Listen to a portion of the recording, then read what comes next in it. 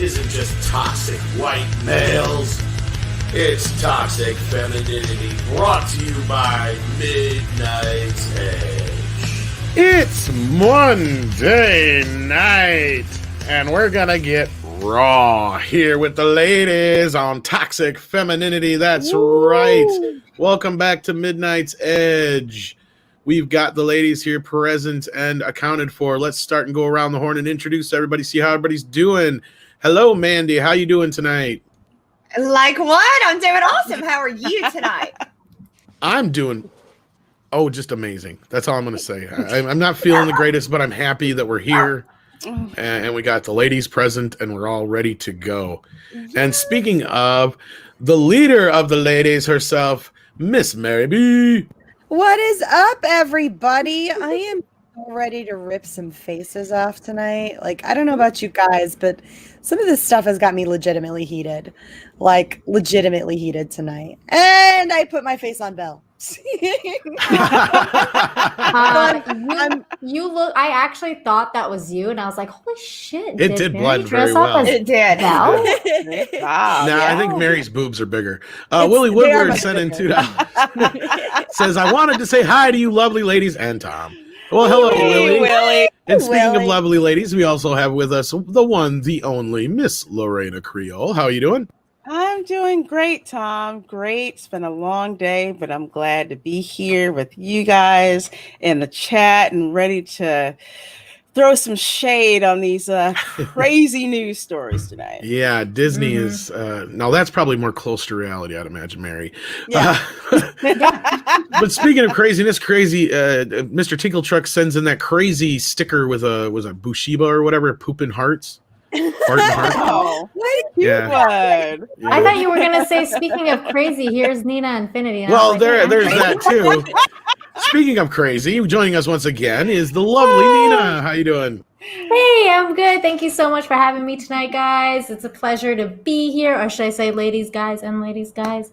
There's probably more men watching, but hey, we do get a lot of ladies watching the show, believe it or not. You know what?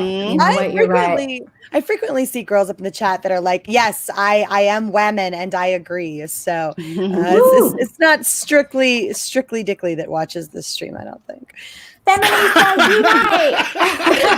We're putting that on the back of the new t-shirts. It's not strictly Dickley that watches this stream. Wow. Well, anyways, thank you so much for having me. I'm Nina Infinity. I have a little YouTube channel. You guys can find me here. And thank you. Thank you so much. I'm going to have to handle And this I just had to take care of spam. Yeah, I got it. All right, I was about to pop over there and handle that. Oh, my. And coming in like a boss, Terminus Est sends in, you know what, Mary? Oh, it's that Doom. Oh, and see, the ladies are quicker on the trigger than I am. Don't fuck with them. Yeah, Holy shit. I don't have a wrench, or else it would have. Yeah, we'll have to work on that. Andre is really bad. I tell him like 20 times over to give people wrenches, and it's just like, okay. All right, come at me. Spammity what? spam. They're yes, in indeed. full force tonight. What the hell? Somebody's not happy. Oh, no, I know. Salt is real, isn't it? Isn't it? Oh, goodness. Isn't it? Hey, guys. I think we're being shadow banned as well. So if you guys want to help share out the chat, that'd be great. Absolutely. 100 is ridiculous. Oh, my goodness. I wonder if it has anything to do with releasing your information on the dark web. Maybe it's mac and cheese. What did it? Oh, yeah. I'm sorry. I can't even right now. I have a good idea who it might be, but anyway. Oh, snap. All right. We still need to introduce Lorena, and then we have a little bit of an announcement for everybody tonight. Ooh. That's going to be fun. That sounded sexy. Did it? I wasn't shooting for sexy, but you said shooting. Seriously, Tom, though, if I don't see Strictly Dickley on a Toxic Femme t-shirt, I'm gonna be mad. On the new one I'm gonna design. We're gonna do a new one for whatever eventually, and it'll be like Toxic Femininity, and then it'll say Not This strictly show is Dickly. not strictly Dickly. So yeah, Jennifer. I am so sorry, Jeffrey.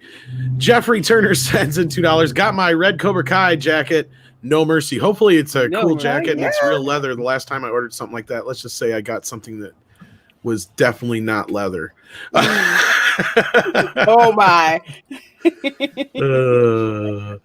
Yeah, it was not. It was way like less than faux leather. I wouldn't even know. It wasn't even like Ooh. pleather. Clearly, they skinned a bird and said this will do it. No. If this was a bird, it was a plastic bird.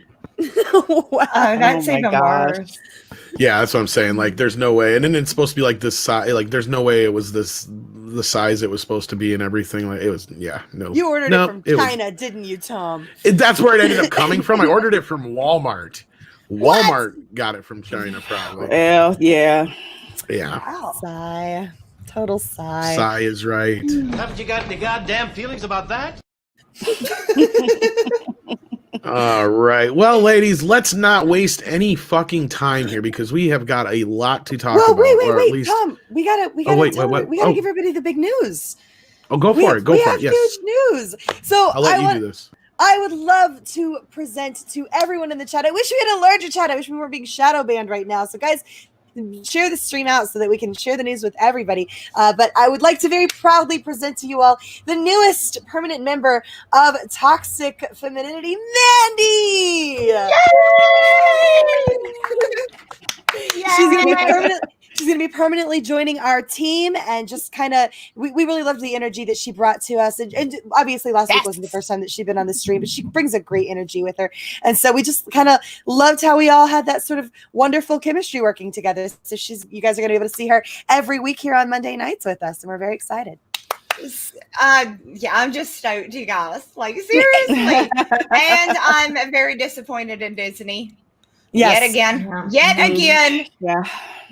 Yeah, and just for the record, she's not like taking over Alora's spot. Sadly, Alora lost a close friend today, so Yes. she was unable to make it. So our thoughts and all that go out to Alora right now, and all Guys, this. Show her some love. Alora's been having a rough freaking month at this point. Yeah. So if you have time, go over and show Alora some love on Twitter. Really, Yes. she could use it. She could really use it. But of course, coming in clutch here, we got Nina to help us out tonight. So Hey. we're good to go there. And yes, but we will miss her, and hopefully she makes it back to us next week. But in the meantime, let's get to the news. What do you say? Let's do it. Do it.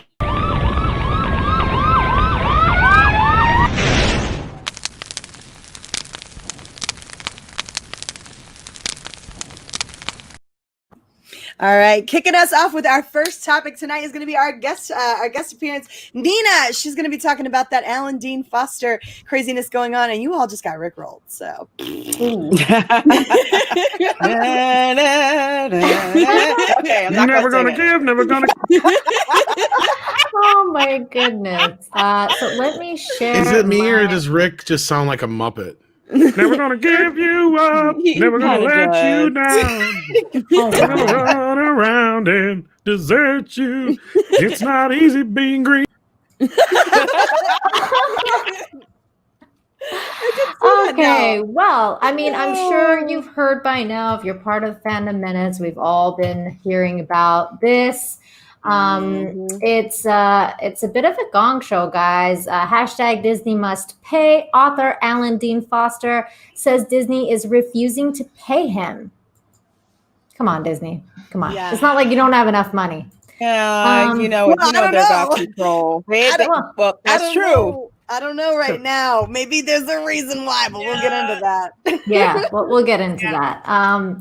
So you've probably read something by author Alan Dean Foster, even if you didn't realize it at the time. He's written and ghosted popular tie-in novels for Star Wars, Star Trek, Aliens, and a ton of other properties. Most recently, he wrote the tie-ins for Star Wars: The Force Awakens and Alien Covenant, but his work goes way back to 1978 when he ghost wrote the novelization of the first Star Wars movie under George Lucas's name. The work he's done for Alien and Star Wars is most important here because now the same company owns the rights for those franchises, Disney.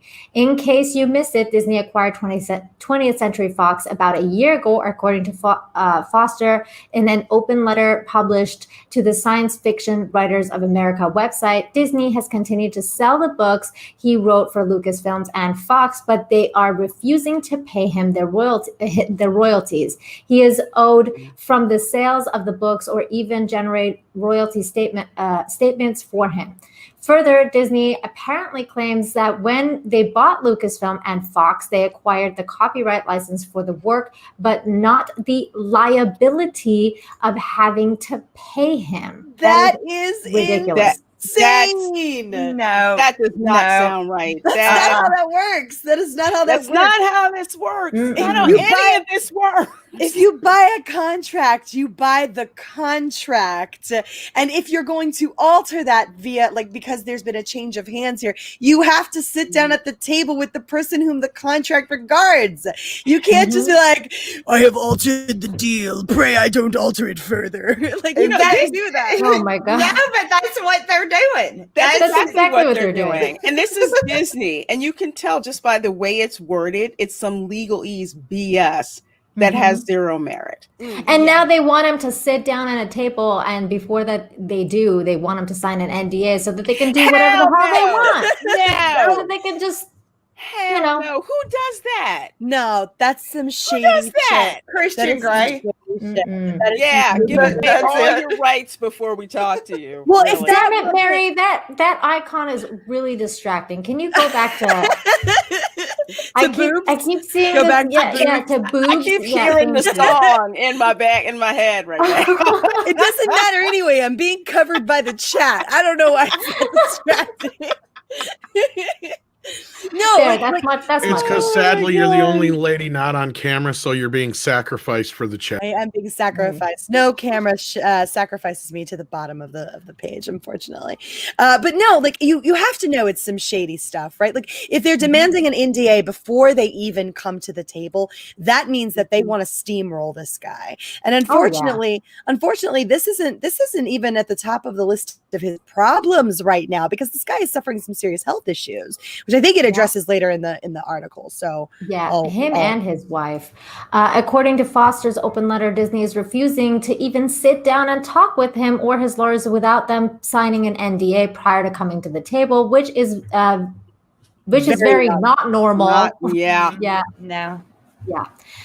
He's taken his issues to the grievance committee of the Science Fiction Writers of America, which normally and quietly handles disputes between writers and publishers, and Disney has been ignoring them as well. So you know it's shady. Of course. The issue has now reached the attempt to publicly shame the enormous corporation stage because nothing else has worked, and because there are concerns that Foster might not be the only victim of this behavior. Science fiction authors and fans have taken to social media with the hashtag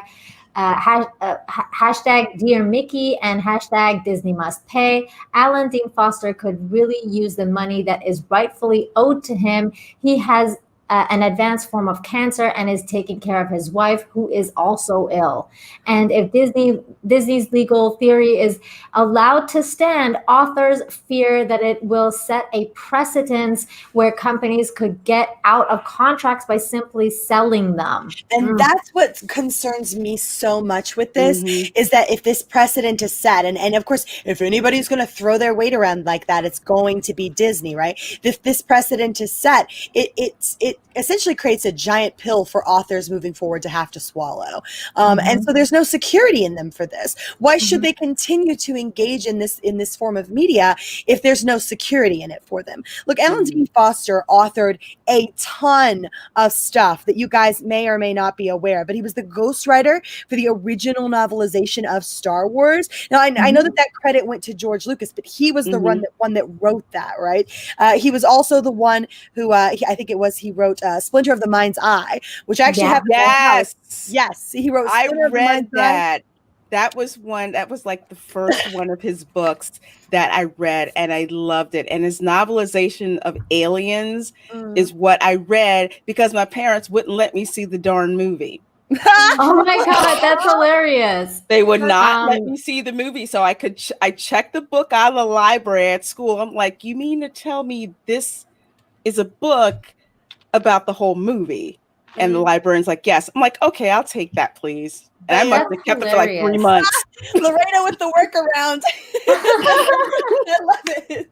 I love it. But those weren't the only things, right? Like he wrote Star Trek motion picture. Yeah, he wrote Star Trek, the motion picture. He wrote the prequel era, The Approaching Storm. He wrote the novelization for The Force Awakens. He wrote the Star Trek Into Darkness. He wrote Aliens. He has an entire bookcase full of novelizations that you guys have probably read. Okay, this guy is a household name without being a household name, and so. The weird precedent being set here. If they can do this to Alan Dean Foster, they can do this to anyone. And that kind of precedent being set is dangerous, not just for these authors, but for you, the people who read this kind of content. Because why on earth should people continue in this field if they have no measure of security when they're writing? Why should they do that? There are far other lucrative paths that they could follow, that they can at least be sure that when they write something, they'll continue to get the royalties for it, or at least have steady work or whatever. He spent his life giving us this content, and he deserves those royalties. He does. He does.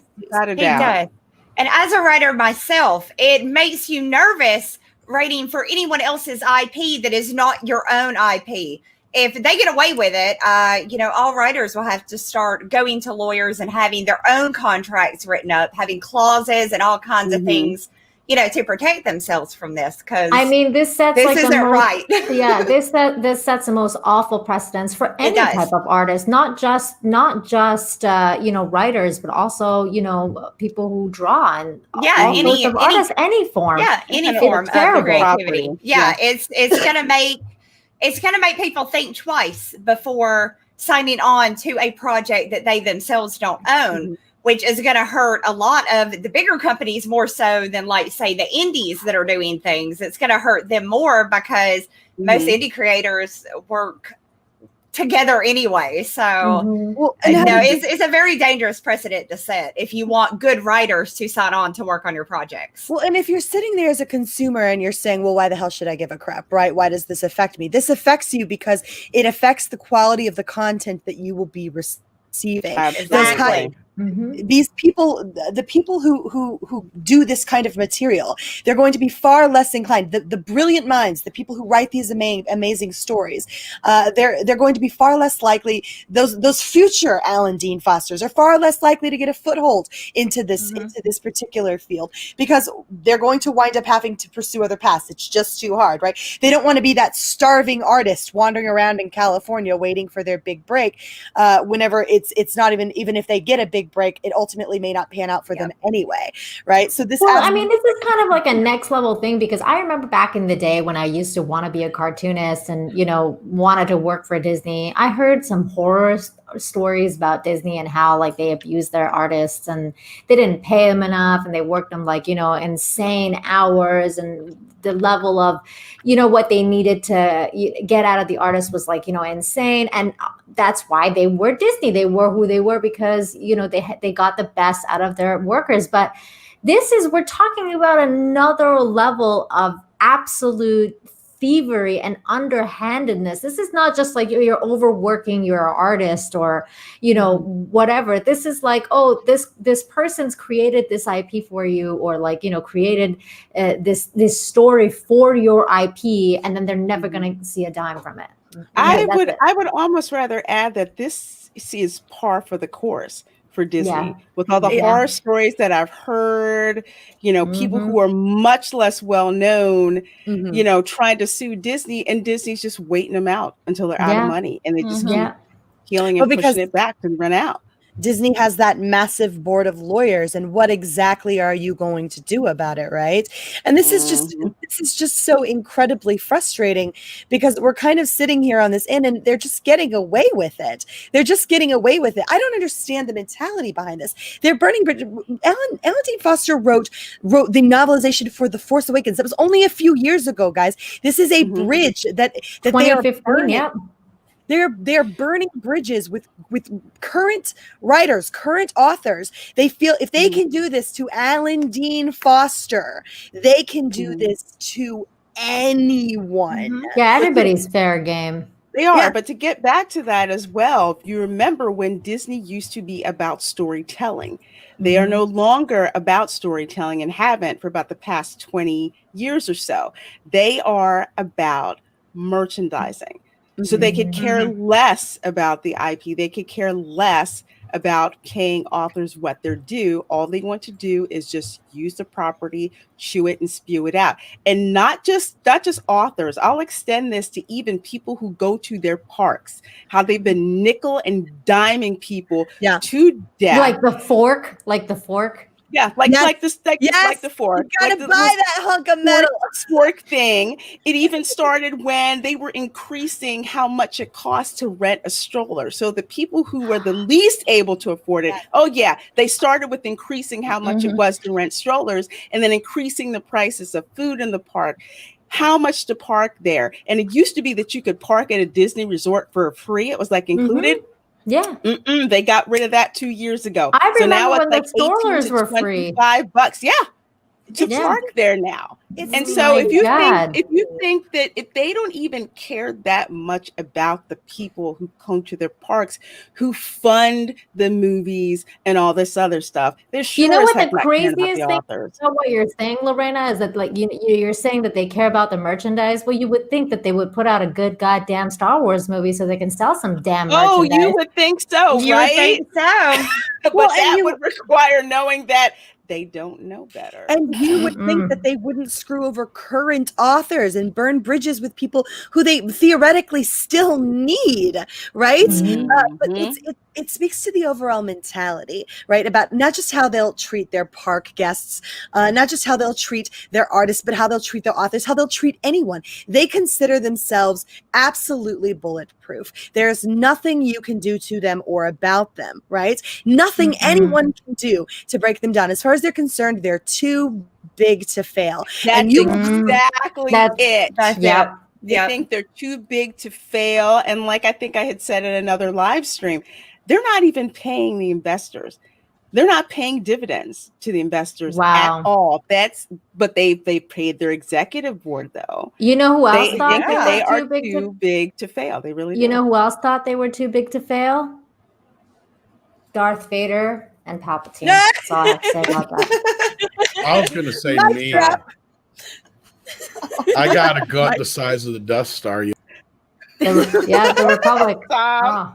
So, and guys, Alan Dean is not the only one getting screwed over by Disney, guys, as you can tell by this headline here. If I can find my tab, there we go.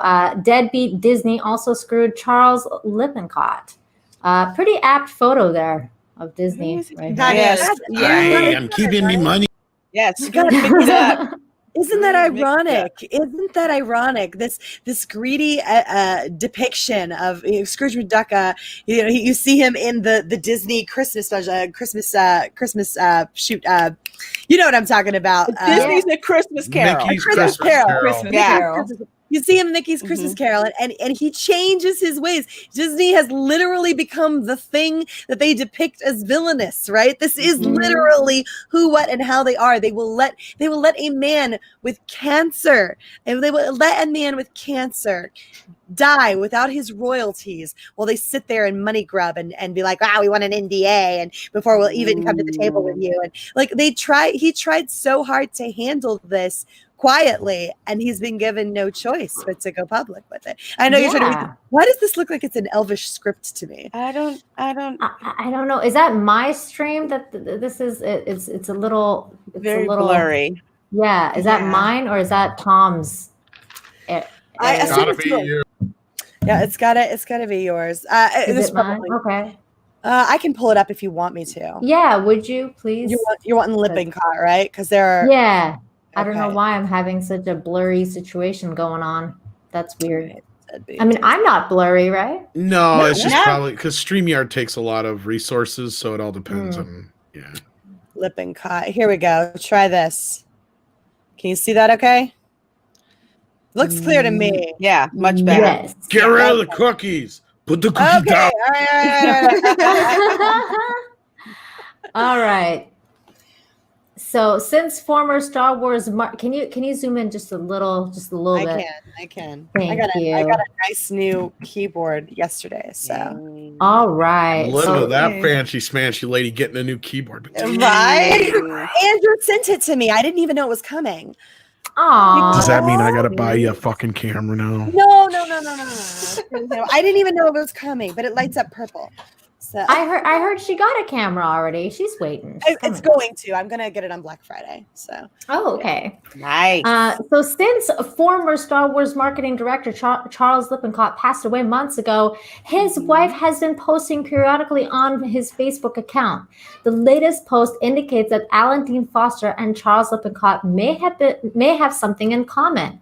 In the wake of the revelations that Disney is not paying royalties owed to Alan Dean Foster, she recently wrote on Facebook, "Bumpy here. Charles was very concerned with publicly sharing certain items from his archives, such as his early Star Wars cast and crew interviews, because of a separation agreement made with LFL. What does that stand for? Lucasfilm Limited. Oh, thank you. Never mind that Lucasfilm Limited didn't live up to their end and pay him residuals on any use of their materials. He felt leery of sharing these historic tapes because he felt honor bound to keep his end of the agreement." What a nice guy. Nice guys always get screwed. This is what happens. Nice guys always get screwed. This is bullshit. I'm sorry. A couple of days ago, Diane O'Bannon shared a post revealing that Disney, who now owes Alien and Star Wars, refuses to pay Alan Dean Foster his residuals on the books he wrote because Disney bought the rights to the property, but not their liabilities. Wow, talk about screwing someone over. When Charlie had posted about the problem of trying to claim his residuals, several of you tried suggesting lawyers who might want to become involved in helping him. Underrated Charlie felt the problem with suing were greater than its possible outcome. That's so sad. Ooh. Sorry, I'm just making it bigger for you so that you can see That's it a what little she bit better. said. Giggity. Oh my God, my eyes are like, what the hell's happening? Where were we? Thank you. Crazy. Charlie felt problems with suing were greater than its possible outcome. That partly came from Charlie's reluctance to get involved with fights. He tended to fume in private rather than involve lawyers and the judicial system. This latest move by Disney really shows the problem of fighting the studios. They have an army of lawyers who come up with the most devious ways of screwing people over, even lawyers you think are your friends, as happened with Charlie when, unbeknownst to Charlie for 40 years, his good buddy, whom he defended, had screwed him out of LFL, 20th Century Fox, giving him 5% of the Kenner profits that George had promised them. Wait, Whoa. 5%? 5%, yeah. That's what it said. That's it. Oh, that's unconscionable. I mean, effing lawyers, man. This world would be a better place But without Disney them. Sorry has the if there's best. any lawyers in the chat. Sorry, I'm sorry. Disney has the best, though. Disney has the best, and they have a team of the best. And if you're gonna, and like, it literally states up there, like, he felt like the problems with suing them were just bigger because ultimately he's going up against this massive team, right? And they're gonna twist and spin whatever way humanly possible. Winning is going to be incredibly difficult, and if he does win, then it probably will wind up having cost him more than it was worth ultimately. Yeah, and that's what you and Lorena were talking about. Disney just does this, especially little people, just waiting them out, like just waiting them out because it's very costly to file a suit, and it takes time usually, especially in COVID times. Like, yeah, well, everything's on backlog. especially considering that he was ill and old, and Like, what do you do at that point? Like, it's, for me, it would have been the principle of the matter, right? But for a lot of people, and reasonably so, you hit this point where you just feel like you've hit a brick wall, and you're just sitting there saying to yourself, it's not worth it. I just want to live my life. I just want to go on with my life and preserve what little time I have left, and it not be this giant stressful affair. And I'm sorry, but stress can kill you, right? Especially if you're old and ill. Stress can absolutely kill you. And so it's not unreasonable to look at that situation and go, no, I just want to enjoy what time I have left, and you let it go, you know? Especially with lawsuits, because they can be emotionally draining. Yeah. So emotionally draining. Yeah, absolutely. The latest move of Disney refusing to pay ADF his residuals once again shows what's wrong with our legal system. The army of lawyers employed by Disney forces any of us who want to go against them to hire our own lawyers to fight them legally. We have to spend money to get our due rights. I mean, it's right that an author has to sue to get his residuals because the ownership of his intellectual creations changed ownership in a corporate move? No, of course not. This is so crazy. Which brings me back to Charlie's Archives. Am I, as an individual, morally bound to honor my husband's ethics when we live in a corporate world that has none? I mean, Jesus. God bless that poor woman's heart. Seriously, God bless her freaking heart. That has got to be so incredibly difficult to survive through. And that's not the only story here. We got another one here, right? Like, yes, we do. Did you want me to try and pull it up and see if I've got it in the bottom for Tom if he wants it. Okay. So there we go. This one's a short one. It's just basically like a. There he is again. I mean, it's funny because at least Scrooge learns in the end and, becomes a nice person. Disney's learning. They're learning they can get away with it. And no one's going to do anything about it. And I'm sorry, but that's where our obligation as patrons of this material comes in. That is where it becomes our duty, our obligation to hold them to some moral standard, to hold them to some ethical standard. Because otherwise, look, this is the whole reason why when you go to Disney, if you go to Disney, if you can afford to go to Disney, they nickel and dime you out of every single cent you have. They don't want you to leave that park and spend your money anywhere else. They don't want you to have any money to spend anywhere else. They want you to have every single cent that you possess, right? And this is the mentality that tells Disney that they can treat you that way because they can treat these people this way. I'm sorry, but it's your money. Keep it in your pocket until they learn how to behave like decent human beings. Oh, absolutely. Like I tell people, there's people like myself who we have the money to do all these extra things at the parks, but won't do it on general principle because it's just like, no, you're not giving me what I need for my money. So it's just like, no, you're spending the absolute least amount of money. Like today, my husband and I were discussing going down to Florida soon, for a little vacation. And my husband was like, well, do you want to go to Disney or do you want to go to Universal? And I was like, hell no, I don't want to go to Disney. Look at what they're doing. I don't want to pay for this. I want to support this. You go to Universal, they treat you like you are. That's right. I was literally just going to say, Lorena, last year, it was just a little over a year ago that I went to Disney with my family. We were there my parents were there for like a month and a half or something like that. But I was there for about 3 weeks. And the 2 weeks that we spent at Disney were the worst of the entire vacation. We were herded, shoved, and prodded like cattle. It was ridiculous. We couldn't get anything done. Everyone was tensed up, stressed out, and frustrated with every single interaction we had with anybody at the freaking park. It was so difficult to just enjoy. And considering how much money my family spent while we were there, you would have think it would have been a dream vacation, but it wasn't. It was an absolute nightmare. We get to Universal, everyone's attitudes changed. It is like night and day. We had a blast. Yeah. You want some magic? Go to Harry Potter Land. Oh my God. Yes. Oh my God. Because I was just there for the summer. The Wizarding World of Harry Potter is what Galaxy's Edge should have been. Yes. You are, the immersion level is freaking I love it. I have like my wand, and I couldn't get it to quite work. And they have someone comes over and help with magic to help make it work. Yep. They have a professor come over and help you with your wand and make you figure out how to make it work. The first thing you see when you walk in is the giant dragon sitting on top of Gringotts, blowing fireballs at you.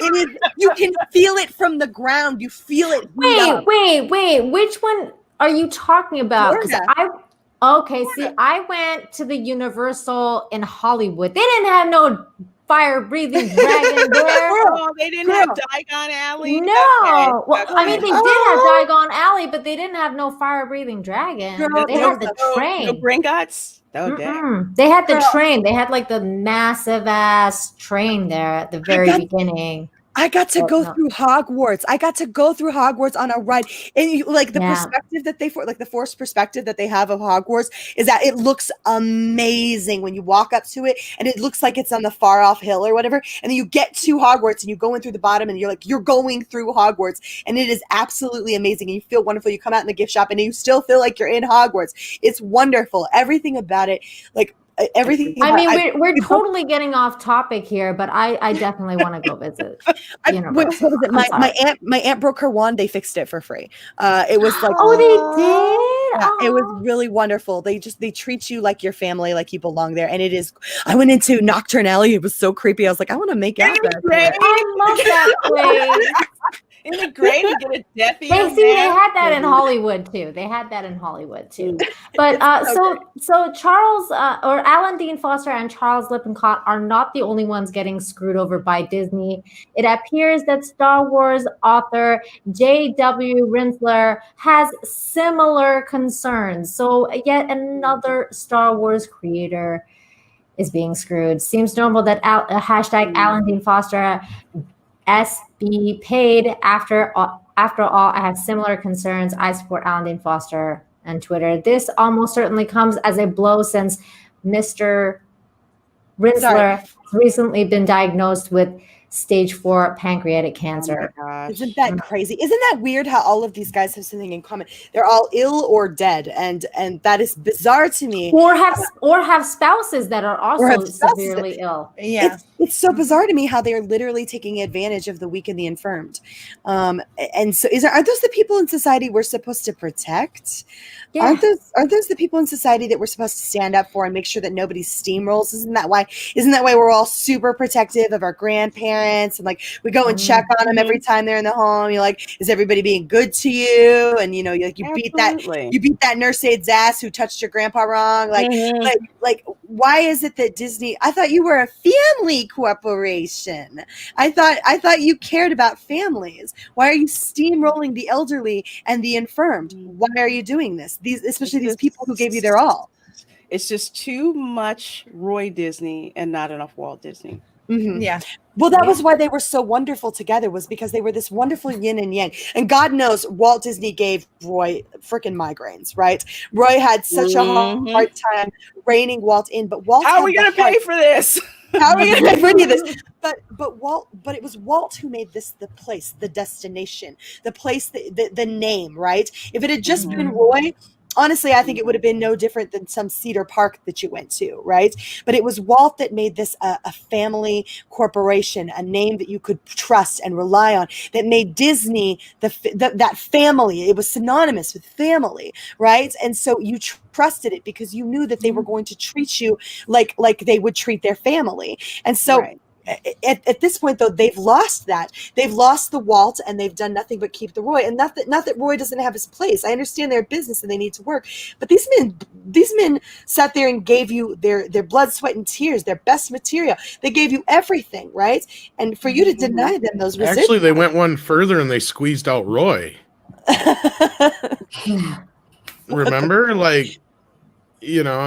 just how they treated just all the Disney family.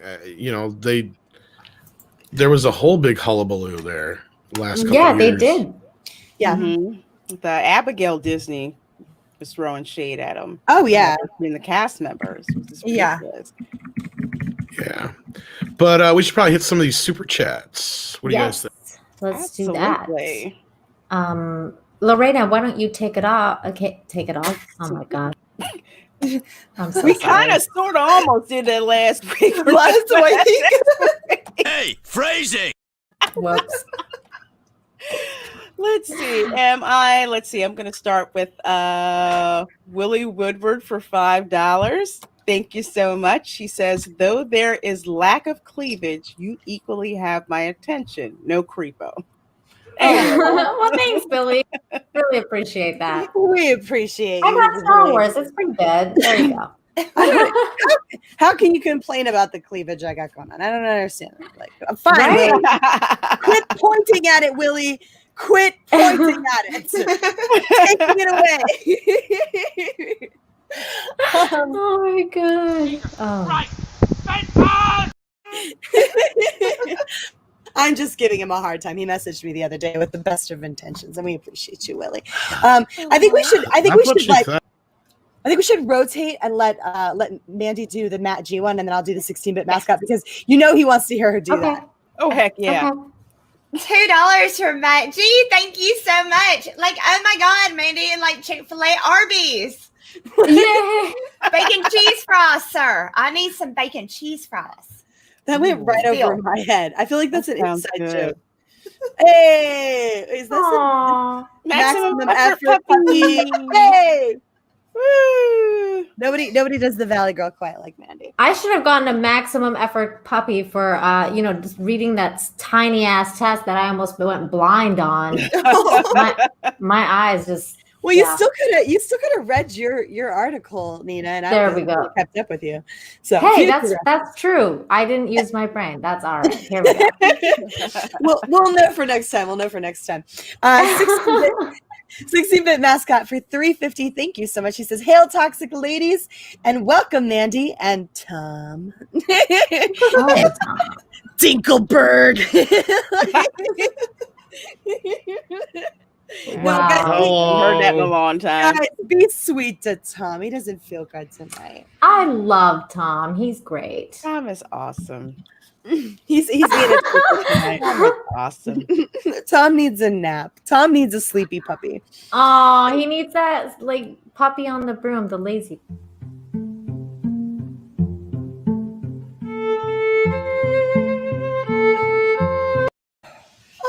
Okay. That's so freaking cute. All I want to do is insert a binky in its mouth. So cute. Dean approved for $20. Thank you so much, Dean. Hey, Steve. You're all Dean approved. Don't listen to the haters. Thank you, Dean. Thanks, I can't wait to Dean. murder you among us. Man, what haters? What haters? that What was it game. Tom said earlier? Haters gonna hate or hate the player, not the game. That was what it was. Yeah. Mhm. Yeah. Mhm. Man, what haters? They're not even on my radar. Go find something better to do. Also, you can't put my info on the dark web. I'm well hidden. You can't dox this. Can't dox this. I like it. Oh my God, it's hilarious. Oh, Wyatt Holiday for $4.99. Thank you. Says big congrats, Mandy. It's great to see the ladies and Tom again this week. Thank you, Wyatt. Thanks, Wyatt. And yes, for those of you who weren't here earlier when we made the announcement, now that we got a couple hundred more people watching, Mandy is the newest permanent member of Toxic Femininity, and we are big congratulations to her. We're so happy she's here. All right, let's see here, Mr. Tickle Trunk. I wag my disapproving bell finger at you, sir. $5, Mr. Tickle Trunk. I know people who've worked as Disney artists many years back. They didn't call it Mauschwitz Duckow for nothing. Writers, animators, doesn't matter. Wow, I'd never heard that terminology. Exactly. That's what I was talking about. They abuse their They definitely abuse their creators a lot at Disney. That is crazy. That's a terminology I never would have put together, but it's clever. I'm sorry that it's applicable, but it's clever. Mm-hmm. Mandy, go ahead. Mandy. Oh, okay. Fat Steven Seagal. What's he always beating people up? Frank Steven Seagal beat up Dave Filoni for $2. Thank you so much. Tom looks really sexy as Slave Leia. Hey, ladies. Hey, Steven. No, you don't understand, Steven. He's going to show up in a bikini, and none of us want that shit. I mean, this is why we don't have nice things. Fat Steven Seagal. Steven, I'm also looking forward to murdering you on Among Us later. I need to get Here we back go. in. It's going to be great. Mary, you got to get it and play with us. It's so fun. Okay, here we go. Caesar, what? Cesario JPN. Thank you very much. Cesario JPN for $5. Thank you so much. Someone call up Nick Rekieta for this. Need some lawyer explaining the internet. Hey, that's not a bad idea. Tom, you got to reach out. I had heard that he had been connected with Nick Rekieta, was what I had heard. Oh, nice. Ooh, that's great.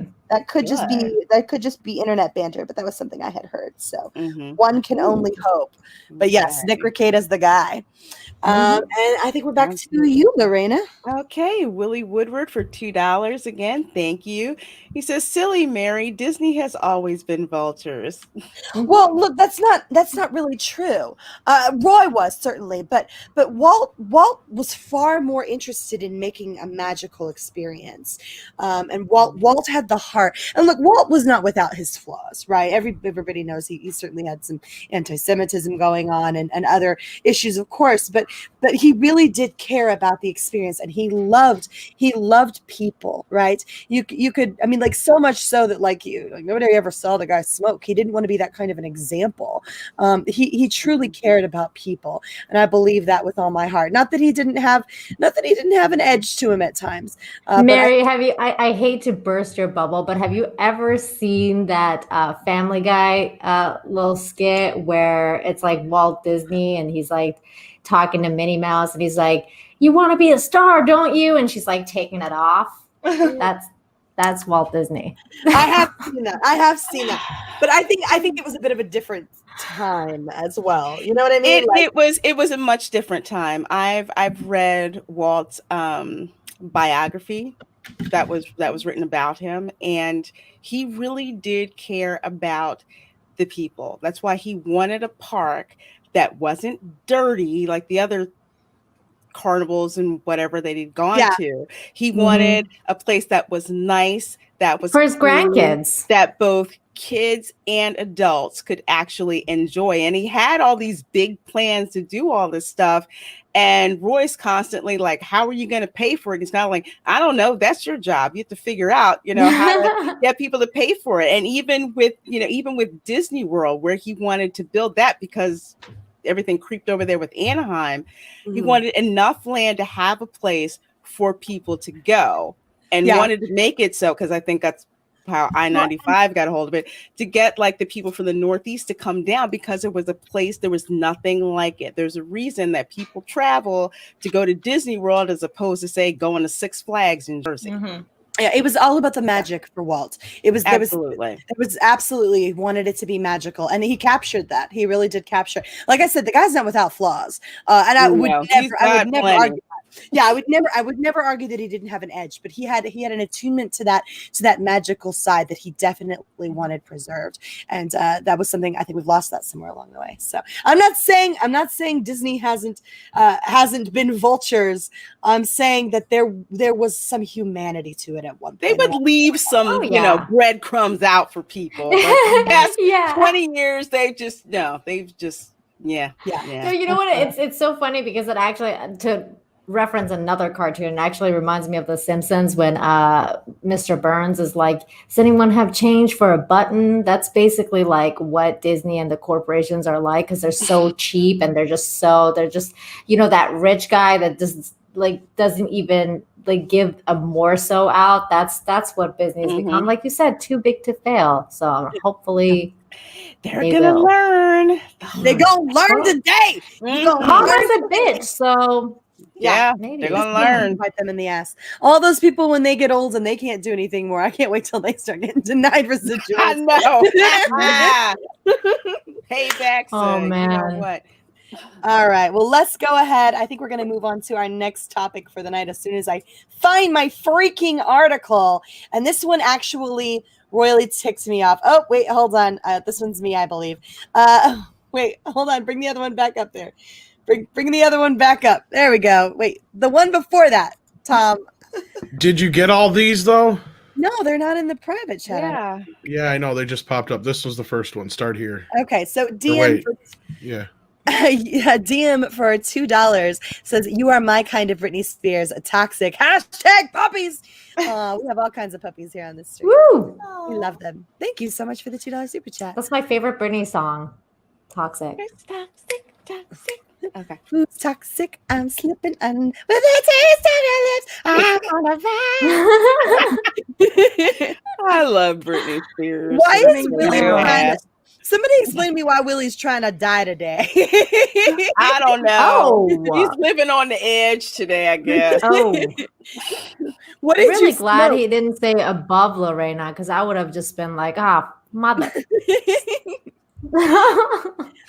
Look at me and call me old again. Come on. Where's my flip flop?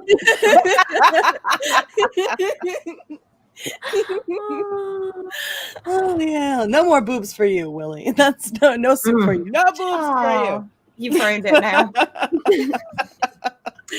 Look, we'll go ahead and let Mandy read that last one because we'll let You sure it's for you. Yeah, I was gonna say. I read the one before that. Let Nina read the last one, and then we'll let you read the Matt G one. That way, everybody. Wait, gets which a turn. one's the last We one then? didn't actually read the Willie super chat, Tom. So Oh, go ahead and technically. who's the old lady next to Lorena? Why you wanna die? Why you wanna die? Thanks, Willie. Go ahead, Mandy. Okay. Oh, you. Look at him go. There you go. He's so cute. Oh my god. Oh. Almost. There you go. Oh. Wait, almost. Wait. There we go. So cute. I love that. puppies. So precious. And Matt G for $5. Thank you so much. Oh my God, Mary. Thanks for making Mandy like Parliament member of Toxic Femininity. Like what? right. Well, look. Parliament? Full credit to Tom, man. He came to me with it last week, and he was like, "What do you think?" And I was like, "Yes, please." And so we were all on board with this. I think it's a brilliant idea. So I would say everybody fully agreed. Mandy was a great idea. And so, Aww. yep, Yay. booyah. All right, have we got all the super chats now? I think we have all. I super chat. believe Wait, so. wait, There's a new wait. one. There's a new one from Marcos A. All right, go ahead, Lorena. Let's see. Disney is really Moobies, the golden calf company from Dogma that is so corrupt and vicious at what they do behind the scenes. Oh my gosh, they are like movies. They are like God. movies. It's true. Oh my God, it's true. It's Wow. true. It is true. I haven't seen that movie in a while. I haven't hadn't seen even that thought movie, about that in years. But that's Now I'm not gonna have to go watch inaccurate. it again. That's not inaccurate though at all. It's All not. And we got one more for Willie here. I'll go ahead and read this and we'll move on to our next topic for tonight. Willie Woodford for $5 says, "I'm just messing with you, Mary, but if you want to bring it, it ain't hard to find me." Oh, I know where to find you. I know exactly where to find you. And I will be Mary's bringing like, I know where you live. I will be bringing my flip-flops, sir. So hold on, I gotta take my earrings off. Oh shit, that's serious. Okay, before we do your next story, though, I want to say we all did see the new Maximum Effort puppy. We did. Yeah, so Yeah. cute. Sure did. So we're retiring the other one for a while for special occasions. This is the actual new Maximum Effort puppy and strut. I love it. Love it. And we have a new addition. Are you guys ready? Yeah.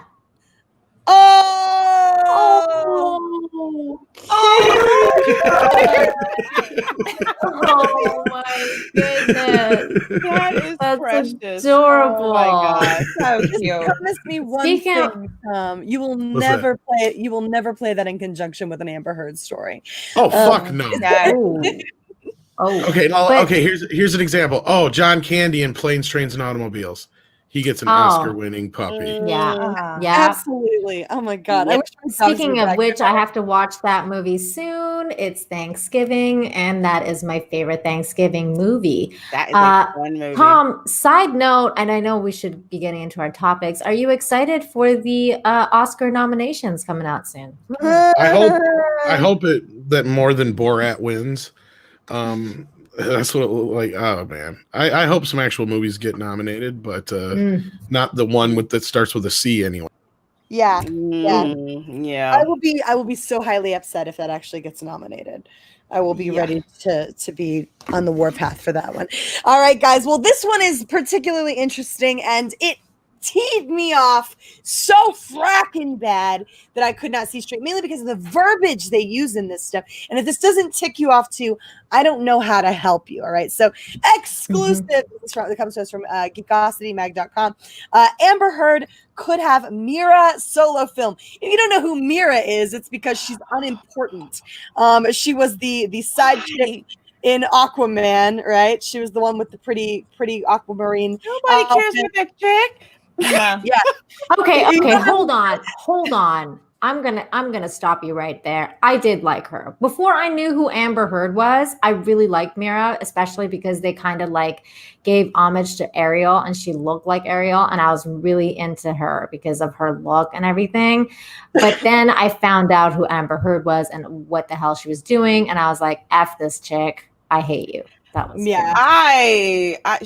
that character just did not appeal to me. She just didn't really do anything for me. I was more interested in Nicole Kidman's character. Oh, yeah. I mean, I like Nicole Kidman too, but I really like Mira's look because of Ariel. And I was like, she looks like Ariel. Like, I was like, I love Ariel. I didn't watch it because Aquaman sucks, and even seeing fine ass Jason Momoa as Aquaman, it's it's Aquaman. Reason I watched it, right? That's everybody. That's why nobody gets excited about Aquaman. Nobody's ever been like, yeah, Aquaman. Wasn't he like the list? Even in the Super Friends, he's just calling dolphins and crap. I can't hate on Aquaman. The movie did $1 billion worldwide. It did a fantastic job. It was well received and loved. And I can't hate on Aquaman. What I can say, honestly, realistically, is that I didn't remember Mira's name when I left the movie theater. Right? I didn't remember her name. I didn't know. I didn't even know who the hell Amber Heard was at the time. I couldn't have cared less about her. She looked really pretty, and that was great. And I was digging the jellyfish dress, and that was cool, right? But like, I didn't know her name when it was over, and she doesn't matter to me. I know who Amber Heard is now, but Mira, I couldn't care less about. Right? I don't care about that character at all. So let's go ahead and dig into this a little bit. I'll go ahead and blow this up for you guys so you can see it a little bit better. Oh, look at that face! Isn't she innocent? It doesn't look like she just shit in your bed at all, does it? Cut your finger so bad. I don't know. She's got pretty murderous eyes there. She looks like she's about to cut off your finger. You didn't need that finger. I forgot she dropped a deuce in his bed. So it's like I'm hearing it again for the first time because I totally forgot she was Amber Turd forever. Sorry. I got a little side. So, and I don't understand why Warner Brothers is taking this path, but whatever. Amber Heard just might fill Warner Brothers' need for more female superhero movies with a Mira solo film. I get an idea how you can do that. Just fucking give us Wonder Woman, too. That might do it. We all like Wonder Woman. We know who that is. Online petitions and negative social media chatter aside, Heard co-starred in Aquaman, the first of DC Films' releases to generate $1 billion worldwide. That was just 2 years ago. 2018's Aquaman earned $335 million in the U.S. box office and a mammoth $813 million overseas. No pun intended. Sources inform me that if Warner Brothers is able to look away from Ezra Miller's choking incident video, then it shouldn't be a shock that they would do the same for Heard. They've already already proven with her officially stating that she would be filming in Aquaman 2, despite internet outrage to have her fired. Warner Brothers is not taking any of the Twitter, YouTube, and petition campaigns to have her removed seriously, an insider explained. That they see it no differently than the boycott of Marvel Studios' Captain Marvel film, which proved to be ineffective as it brought in over $1 billion to Disney. They believe it's artificially inflated and most likely politically motivated. They don't base their decisions on web chatter. I'm sorry, excuse me. What do they mean politically motivated? That's a crack at AT&T, by the way. Yeah, well, it has to be. Really? I was literally just telling Lorena the other day, it has to be because they're doing the Snyder Cut. And that's nothing but web chat. Oh, for the Snyder Cut thing. Okay. Yeah. It has to be. It has to be. Yeah, I'm not mansplaining here, but yeah, just a reminder, Warner Brothers never wanted the Snyder Cut out there. As far as they were concerned, it didn't fucking exist. No, they didn't. But it was AT&T that made that decision, yeah. Right. I don't understand this, though, because nobody gives a flying monkey's left testicle about whether or not Mira has her own solo film. We could not care less, right? Okay, see, here's the craziness about it. Is that right now we're going to be getting a Wonder Woman movie, which is basically going to bomb. Like it's already bombing. And they're going to be doing this whole streaming thing with Wonder Woman, and theaters are going out of business. It's being sacrificed. It's not. Here's the thing. Everybody thinks they're just putting it out there because whatever. No, it's nothing to do with the theaters. It has everything to do with selling HBO Max. Why? Because they only have 8.6 million subscribers, and Disney Plus has 73 million subscribers. Right now, HBO Max is a failure. They have nothing. They don't have any of the Game of Thrones spinoffs that they were promised. No. All that shit went to shit. So now that's why they're going after No Time to Die. That's why they're going to try and do something with Stargate. That's why I guarantee you I'm willing to put money on it. We're going to hear Dune is going to get split up into a miniseries and thrown on HBO Max. I bet you $5. I mean, I really hope they get Stargate made. I'm not going to lie. I mean, I've been on panel with Joseph Malozzi, and I know he's in talks. So we'll see. Here's my thing. I don't want to hear anything else about women power and how you need to fill that women roster up. If you're going to go and sacrifice Wonder Woman 84 to the HBO Max gods, then I don't want to hear jack shit about how you care about women. I don't want to hear. Mary, that was kind of like what I was gonna go on is basically like what's crazy to me is Wonder Woman's having all these problems. And it's Wonder Woman, and we all want to see Wonder Woman. Most of us want to see Wonder Woman, even with the politics and blah blah blah. Right. That aside, but who gives a shit about Mira? Like, does anybody really want to see this movie? Nobody, no one, not comic book readers. Nobody cared about Aquaman. They cared about Jason Momoa looking sexy. I know. Whatever they do with this character, with this particular IP, it's gonna flop within every audience. Women don't want her. Men don't like it. They don't care anything about Mira. She's not a character anybody brags about. I have HBO Max. I have only accessed that twice. I get it for free with AT&T. And one of the biggest flubs that they did is they didn't put HBO Max on Fire TV until about a week ago. And that's when they announced that Wonder Woman was going to go to HBO Max. Oh, okay. Well, I mean, I'm sorry, Mary. Go ahead. I'm going to sit here and I'm going to point at what Mandy said. Like, she's right. Women went to that movie because Jason Momoa is the kind of guy that makes you feel like he'll protect you, rip someone else's head off, and keep you safe while he's doing it. Guys look at Amber Heard and go, "Oh shit, I'm not going to have a dick when this is over." Right? Like nobody wants her. Nobody wants Amber Heard. She's not a she's not. Yeah, but okay, Mary. Even if they casted somebody else, would you still want to go see Mira? No, I mean, I feel like they're throwing their money away either way. That's what I'm saying is Crazy. that for Aquaman, they had the draw of Jason Momoa, and that was what brought us in. But they don't even have that with Amber Heard because men are too busy worried about whether or not she's going to shit in their bed. Like seriously, she can't act. I'm sorry, but the chick can't act. She happened to have some bare minimum reasonable chemistry with Jason Momoa. And honestly, let's be real, who here would not have some chemistry with Jason Momoa, right? Like you could have cast a turtle in that role and it would have literally smooth. Like, no, seriously, you could have stuck like Speedy Gonzalez in that role and he would have been like, man, you are so sexy. Like everybody, it's like you cannot imagine. Everybody would have lost. No one would have turned down that role and not had some chemistry with Jason Momoa. But I'm sorry, she's not a good actress. There is nothing to pull you. I would have had good chemistry with Jason Momoa. I bet you would. You need to Tom, you need to take I would have fell in love with his lazy eye. You need to take your pregnant ass to bed. You need to take your pregnant ass to bed. All right, you floozy. He's already walking around carrying triplets, I'm sure. And if I am correct me if I'm wrong, because again, I don't like Aquaman. I didn't like the comics. And Mira was technically his wife, right? She's the queen of Atlantis, right? Okay. I believe so. I don't know if they're married. I think they're just promised to each other. Is that what it is? They're promised. Okay. In Justice League, they were married to each other. I remember that. But that was that's what I was thinking. And I'm just thinking to myself, you know, as far as Justice League goes, when you got to pick a character, like, oh, what character are you gonna when your friends dress up? You know, you got Superman, Green Lantern, Flash, you know, Batman. Superman. Nobody wants to be Aquaman, and you know what they want to be even less? His wife. Nobody wants that. If they could not make Birds of Prey interesting, Harley Quinn is an incredible character. It is an incredible IP. Yeah. She is loved within every, fandom. They love Harley Quinn.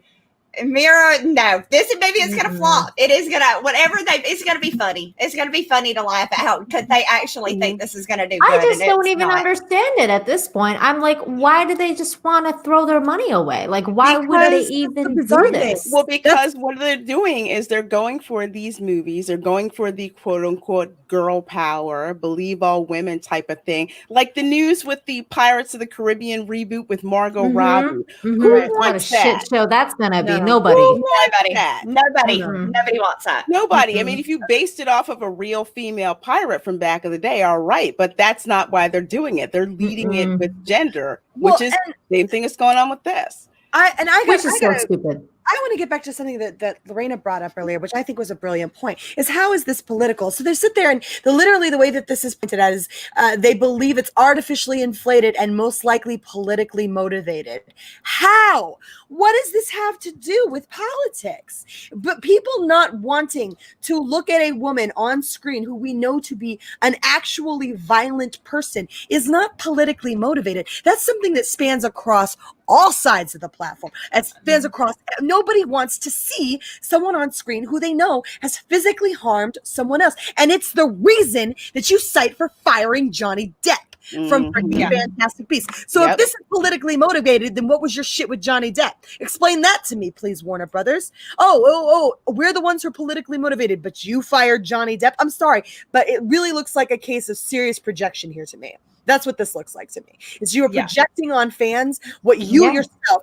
But if you can reasonably fire Johnny Depp for these things and say, "Oh, that's not politically motivated," or whatever, we don't want to have that kind of controversy, then you need to take her off your fucking your roster. You need to take her off hardcore. What did I say? I was going to say, ladies. What did I know? At least Mary and Lorena might remember this, but like, what was it? Almost a month ago now, where I said I think on this very show, if Warner Brothers wanted to like play the high road here, they should either work with either both of them or neither of them. Absolutely. Right. Yeah. Exactly.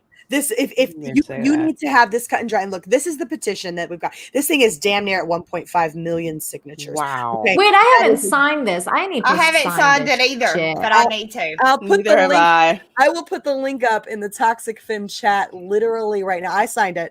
And I'm particularly proud of myself because I signed it relatively early on before all of this hit. Maybe I did sign it. I think I signed this months ago. Yeah, I can do that. Absolutely. I'll go ahead and throw that up and if you guys haven't signed this in the chat, no one here is telling you what to do with yourself. But if you haven't signed this and you're so inclined to do so, there's the normally link. Look, I'll say this. Normally these petitions don't do jack shit, But then the Snyder cut happened. So you know what? That tells me AT&T does pay attention. Absolutely. Absolutely. AT&T. Yeah, and you know what else worked though, you guys? The whole Game of Thrones thing. Why do you think all the prequels got canceled? Because everybody was like, fuck season 8. You guys fucked up. Nobody cares about you anymore. Yeah. Absolutely. Yeah, they waited to the very end though to destroy it. God, give them that. Y'all kept me all the way to the end before you dropped that bomb on me. Yeah. Damn them. No, I don't understand what the hell they're thinking here. With this is 1.5 million signatures. This is a giant, and look, this isn't representative of one ticket each. Okay, this is representative of families, mothers and fathers who look at this and say to themselves, "I'm not taking my kids to see this crap. I'm not taking my kids to see this woman on screen." Now, I'll go ahead and stand up right now. I went to see Aquaman twice in the theaters. Once was by myself. The second time I went to the theaters was with my baby mama, my baby daddy, and my 3 kids. All right, that's freaking 6 tickets the second time. A total of 7 tickets came out of my wallet for Aquaman. You're getting none for Aquaman 2 and none for a Mira solo film. All right, see what Jason Momoa can do for you. Well, I just signed that petition. I'll just say that right now. I just signed it. We are, what is it? It's about 6,000, less than 6,000 signatures away from 1.5 million signatures. And they think it's a good idea to go ahead with a Mira solo film. Are you off your nut? Are you insane? Are you Nick in the head? For Mira? You want to put yourself out on the line for Mira and Amber Heard, but you fired Johnny Depp. Are you crazy? This is the kind of shit that drives me nuts because it was like the same thing with Cuties. Like I was like, I'm sorry to bring that disgusting movie up, but it's like I was like, you know, just Netflix. Don't say the name. That's all. I'm sorry. Yeah. I was thinking to myself, Netflix, is this the hill you're gonna die on? And it's the same thing with this show here or with this movie. Because they doubled down on that. It seems like doubling down on this. Right. It seems like they're just kind of doing that little childish, yeah, got you, you know, like you can't stop us. Well, fine. Waste all your damn money. How about it, guys? Yeah. How about it? Nobody wants this. It'll bomb, and then they'll say toxic males are the reason why. Toxic males. They're gonna say it wasn't made for you. It wasn't made. Well, I'm a female. Well, who the hell was it made for then? Because we don't count. We don't count. We don't count. We don't. No, we have the wrong. You're not the opinion, right so kind of count. female. We're not the right kind. No. Yeah, we like toxic men, so we don't count. But this crap is going to have way bigger problems than only 8 million subscribers to HBO Max, right? Because you're going to have. If you have internal misogyny, you're the wrong kind of female. That's all I'm saying. But see, that's such an insane straw man argument, right? Because don't you want my money anyway? Or is it something? Like, I mean, I don't feel like that's a valid argument. Like, ultimately, why do you care what I think politically? Why do you care what I think in terms of my personal private matters? Why isn't the only thing you care about whether or not my money went from my wallet to your wallet? Because ultimately, that's all you should be concerned with as a corporation. That's all you should give a rat's patoot about. But no, that is a scapegoat. That's a scapegoat that they use in order to sit there and validate their failures, right? In order to go, oh, well, it wasn't really our fault. It's all these terrible, horrible basket of deplorables people, right? That's so that they don't have to walk into the office on Monday and look at their boss and have to own up to their colossal failures. That's what that is. That's got nothing to do with us. That's got to do with the fact that these people don't know how to grow up, grab their bootstraps, and handle their business. Yep. So, hey, Lady T, we love you, Miss Tori. Hi, dear. She is awesome. And I know Tom wanted us to cover this a bit. Now, I haven't actually looked at this article. Yeah, I haven't seen the show myself either, but this just kind of dropped here because yesterday or the day before, Animaniacs premiered on Hulu. And there was a very controversial joke. Yeah, and it's getting a lot of backlash already. And normally it's like a joke's a joke. Right. But to me, this is almost like, considering where this is coming from, this is a Warner Brothers made show. See, I hadn't thought about that. See, I was sitting here. A little low blow. Yeah. It's kind of, yeah. I was sitting here kind of like, well, it's Animaniacs. Nothing's ever been off the table with them, right?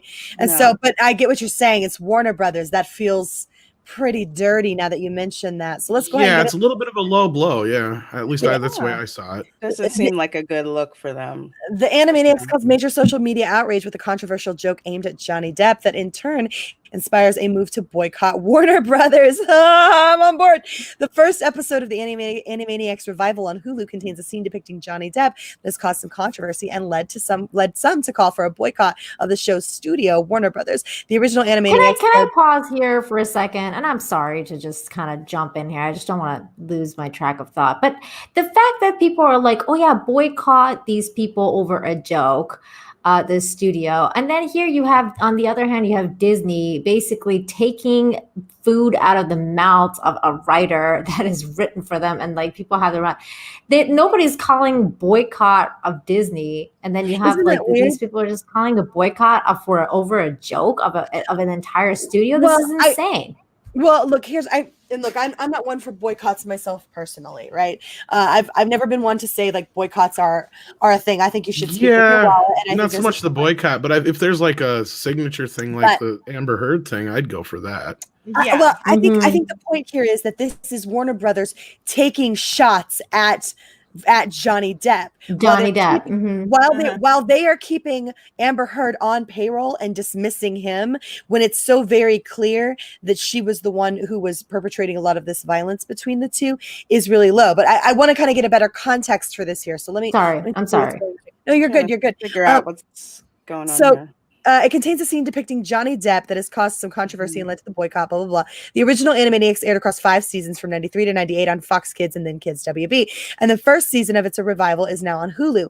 While both the original and the revival are marketed as children's cartoons, Animaniacs is known for including a lot of humor, specifically targeted towards adults. And I remember that as a kid. That was one of the things I loved. Okay. Yeah. I'm sorry. Brain fart. Now I remember. It was in the first episode. And they talk about it in the second paragraph. Sorry, go ahead. So Animaniacs episodes are usually comprised of comedy sketches and musical numbers, and the songs are often fast-paced with joke after joke and barely enough time to register each one.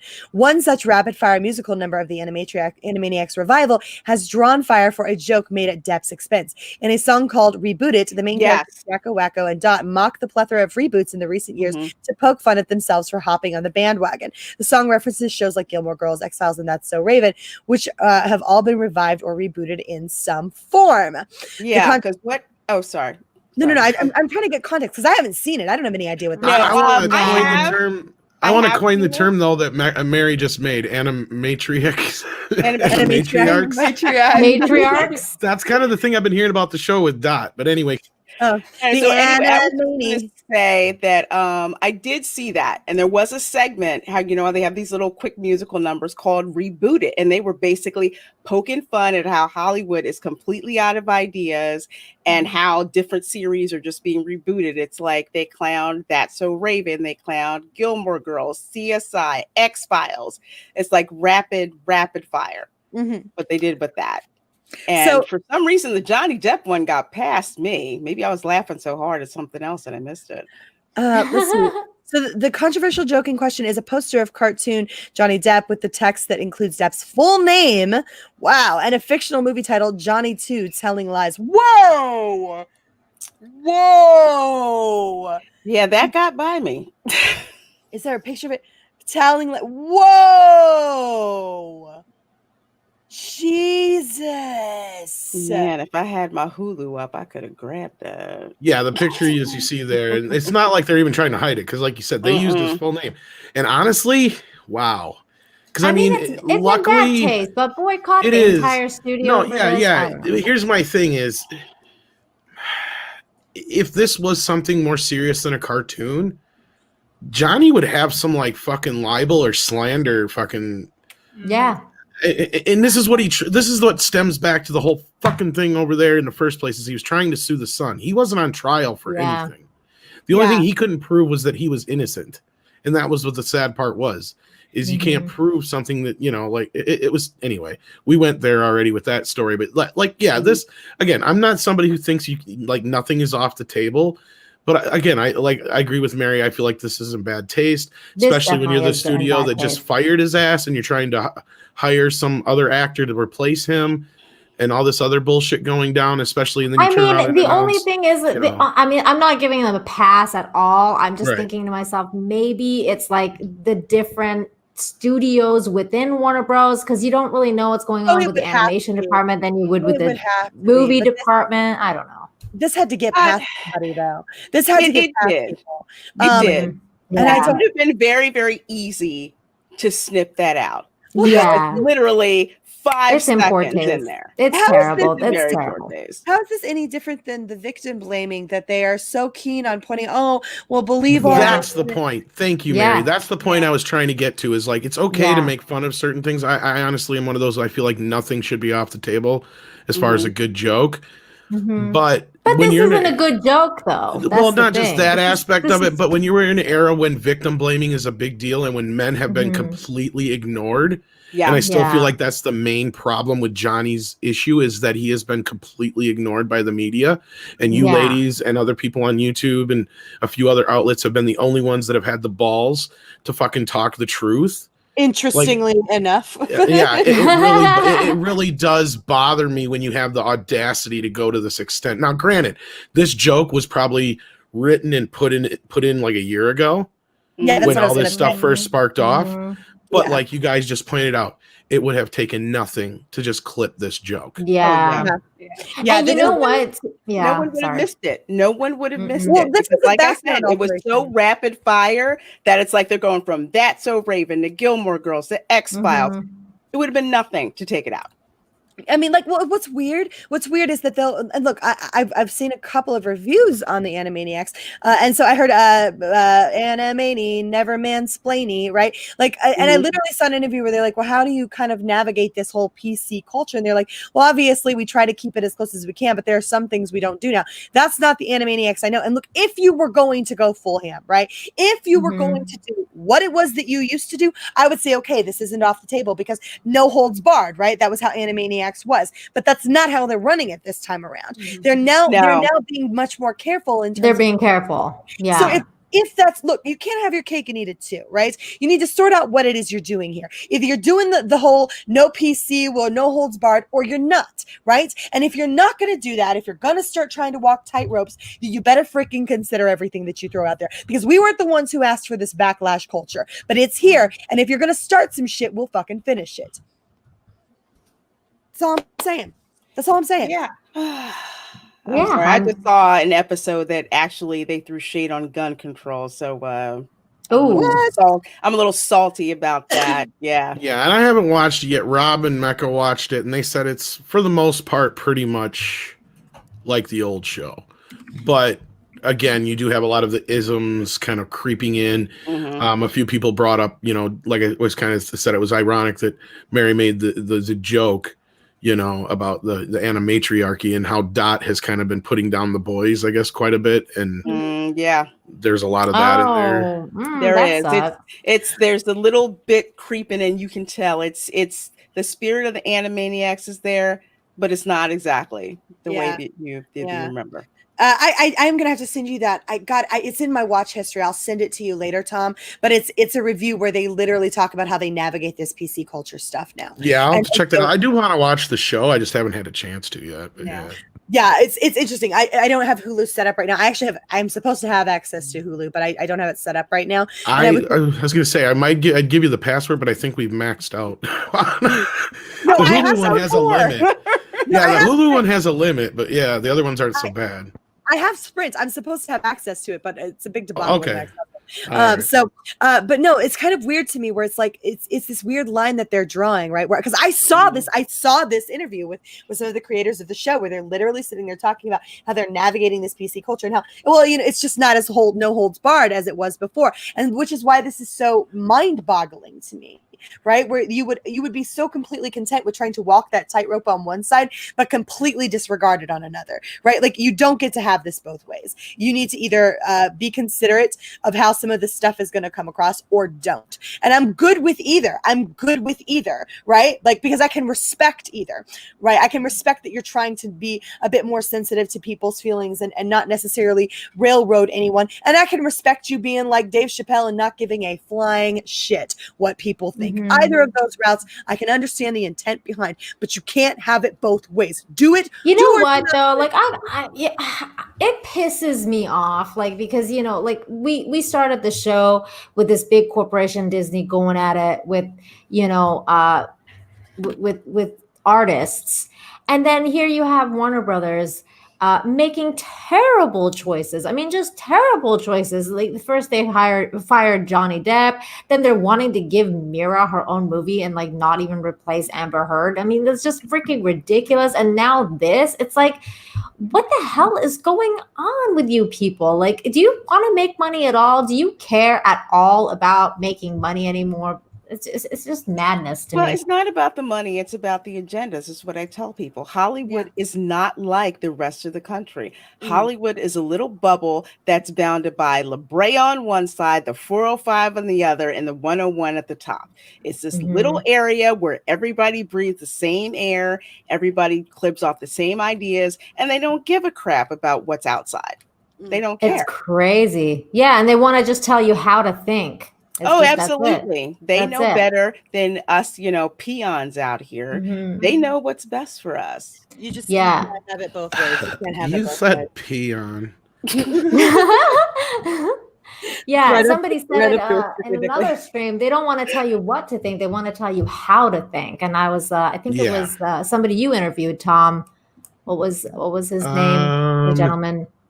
Oh my God. Depends on who you're asking, because we have had a lot of people say I know. I'm sorry. Yeah, I know. Cameron says it a lot. Or, Cameron, or it's hard to say. I need to get back. I forget, but he's right. But either way, it's a right statement, and that's exactly what's going on in Hollywood. Yeah. All right. Well, why don't we go ahead and get into some of these super chats here? Yes. Because I know that we still have another topic we want to get into tonight. Starting with 16-bit mascot, it looks like is the first one. So 16-bit mascot for $5 says, I really appreciate the work you all put in.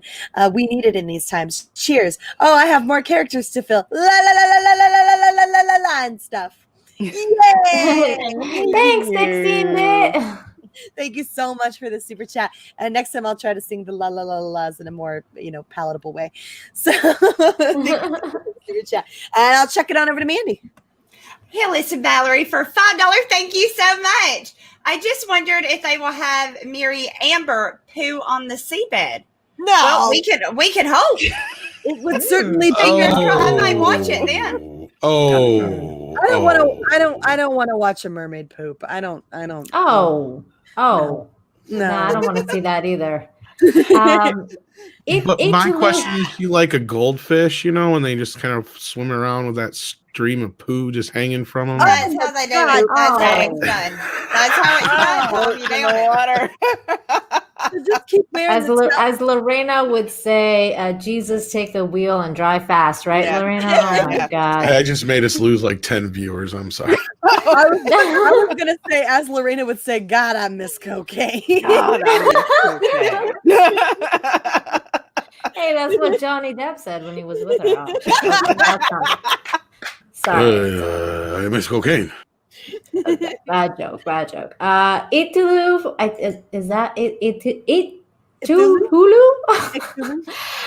For $2, thank you so much. Says Dutch is a great Thanksgiving movie. Happy Tea Day. It is. That is Ed O'Neill is in it. That's a hilarious ass movie. I'm gonna have to look this up. I don't think I've ever seen that. It's oh God. It's John Hughes produced it, I think. I don't think he directed it though, but it was like one of his lesser known films. It came out right in between God, I haven't seen it. It was like after Home Alone and a couple other movies in that era. Mm-hmm. I am so watching this. Yeah, it was pretty good. Thank you so much. Movie. It's good. I'm so watching this with Ted O'Neill or Ed O'Neill. Yeah. My goodness. Al Bundy. Definitely. Al Bundy. That's right. Yeah, he plays a Bundy-esque kind of character. More of an uber male. Like the basic outline is he's got to go pick up his stepson for Thanksgiving, and his stepson's like this uber nerd, and of course Ed O'Neill's like this big toxic male. So it's about them clashing on their road trip, basically. Yeah. Also, the kid's a jerk. The kid. Yeah, that's what I'm saying. Like he's an uppity. He doesn't want him to be with his mom, and so he he's kind of a jerky kid. It's funny though. It's a funny movie. I'm definitely watching this. If you like stuff like Uncle Buck and Planes, Trains, and Automobiles and Home Alone, you'll enjoy it. Yeah, it's right up that alley. I do, and I'm definitely going to enjoy this. Thank you so much for the suggestion. All right, what else we got? Where are we? Okay, we have My Assistant, Fat Steven Seagal beat up Dave Filoni for $2 Canadian. Amber Turd is the bitch for IBS medication. Oh my God. Wow. How is it always? She can't blame irritable bowel syndrome, though, it's really. Always fucking Fat Steven Seagal who says some shit like that. And I swear to Bob, this is why I literally feel myself tense up whenever someone says Fat Steven Seagal, because I know it's going to be some shit that comes out of his mouth. And I love the fact that it was Lorena's turn to read it. He's persistent, man. Yeah. Nothing but love for you, man. Nothing but absolutely. No, we love that Steven. He's the best. Yeah. Willie Woodward for $5. It says, "Aw, Willie, trying to make up. You don't want to have to deal with that flip flop, huh?" It says, "I nominate Mary to be recast as Mira, but not deep fake with bland Belle. Real Mary is hot." Well, thank you, Willie. So cute. No, he's just afraid I was going to take off my earrings. That's what it was. Real Mary is hot, and I really miss seeing her on camera, so I can't wait for you to get back on camera. Yeah. I'm looking forward to it. I'm excited to be able to do that again. I'm excited to be able to make videos again. I haven't made a video. So difficult. But should be squaring that away soon. Thank you so much, Willie. Appreciate you. Mandy, pitching it on over to you. All right, Nikki D for $5. Thank you so much. How many more girl power flops will it take for studios to pivot away from this pandering nonsense? As a woman, this stuff is very insulting. I agree with that 100%. Sure. I could not agree with you more, Nikki. Not even a little bit could I agree more. It's like they will literally throw anything with a vagina up there and go Moammin card, right? They will. You must like it. It's about women and empowerment. You should like it. I always point out the biggest elephant in the room when it comes to Terminator. They're so full of themselves and being able to make a new, lady, the chosen one, and that they make Sarah Connor, arguably one of the best mothers in cinema history, a complete and utter fucking failure in the first 2 minutes of that movie. Every sacrifice she ever made, everything she ever did is for nothing. And that movie is so anti-woman. Like, should they make her like the worst mom and wish she wasn't a mom? Like, how do you even think that it's like a woman empowering movie when you're taking the empowerment of motherhood away? That is freaking insane. I know people who walked out of that movie after those 2 minutes. They were like, "Hell no, I'm not watching this." Like I say, in cinema, you have the two best mothers of all time. And those are the two mothers that would kill for their children, Sarah Connor and Mrs. Voorhees. I rest my case. This is true. Oh shit! Where are we at? No argument. I think who read last? Me, Mandy. Okay, so Mina. So it's my turn. Oh, that's okay. I did too. We're Matt G, right? Mm-hmm. Well, this one's kind of for Mandy, though. Yeah, so we got another one after this. So why don't you do this one, Mandy, and then Mina can do the next one. Okay. Yeah. Matt G for $2. Thank you so much. Oh my God, Mandy, what's this hypochondriacs cartoon? As if. What the fuck?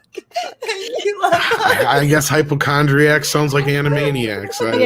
Yeah. I'm pretty sure he's talking about Animaniacs. Oh my God! I gotta tell you though, I love the Valley Girl super chats. They always make me smile. They're hilarious. Like, oh my God, they totally make me smile. Like, oh. Like, for real? Like, what?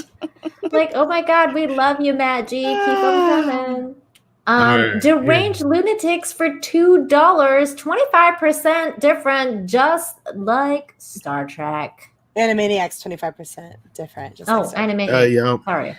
Animaniacs 25% different, just like Star Trek. Yeah, it's not the same deal, but I get where you're coming from. It's the same kind of joke anymore. Even things that don't have to be 25% different always feel like it anymore.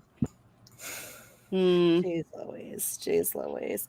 Yeah. And then we got a couple more here. Let's see. We have DM for $2. Thank you.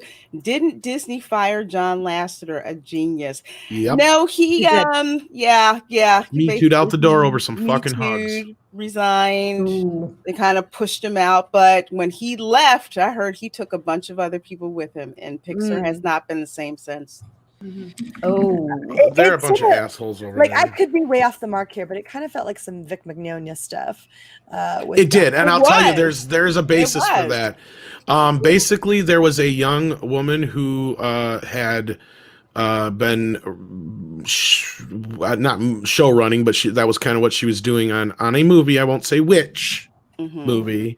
And she felt that the movie was being stolen from her, and Lasseter was taking over the project. So she complained and had a few other complain about his hugging. Yeah, that's what I had heard. Oh my god! Yeah, that he hugged too much. For context, with Vic Mignogna, it was about hugging and kissing on fans or whatever. We're not talking about like mouth kissing. We're talking about like on the cheek or whatever, like forehead. And so like that's what it always like. John Lasseter always kind of came across as not that creepy uncle, that cool uncle that you knew was going to bring you the remote control car for Christmas.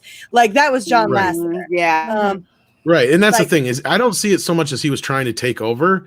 This is a fucking 40-year veteran. Motherfucker knew the game. And the proof is in the pudding. Pixar ain't been shit since he's been gone.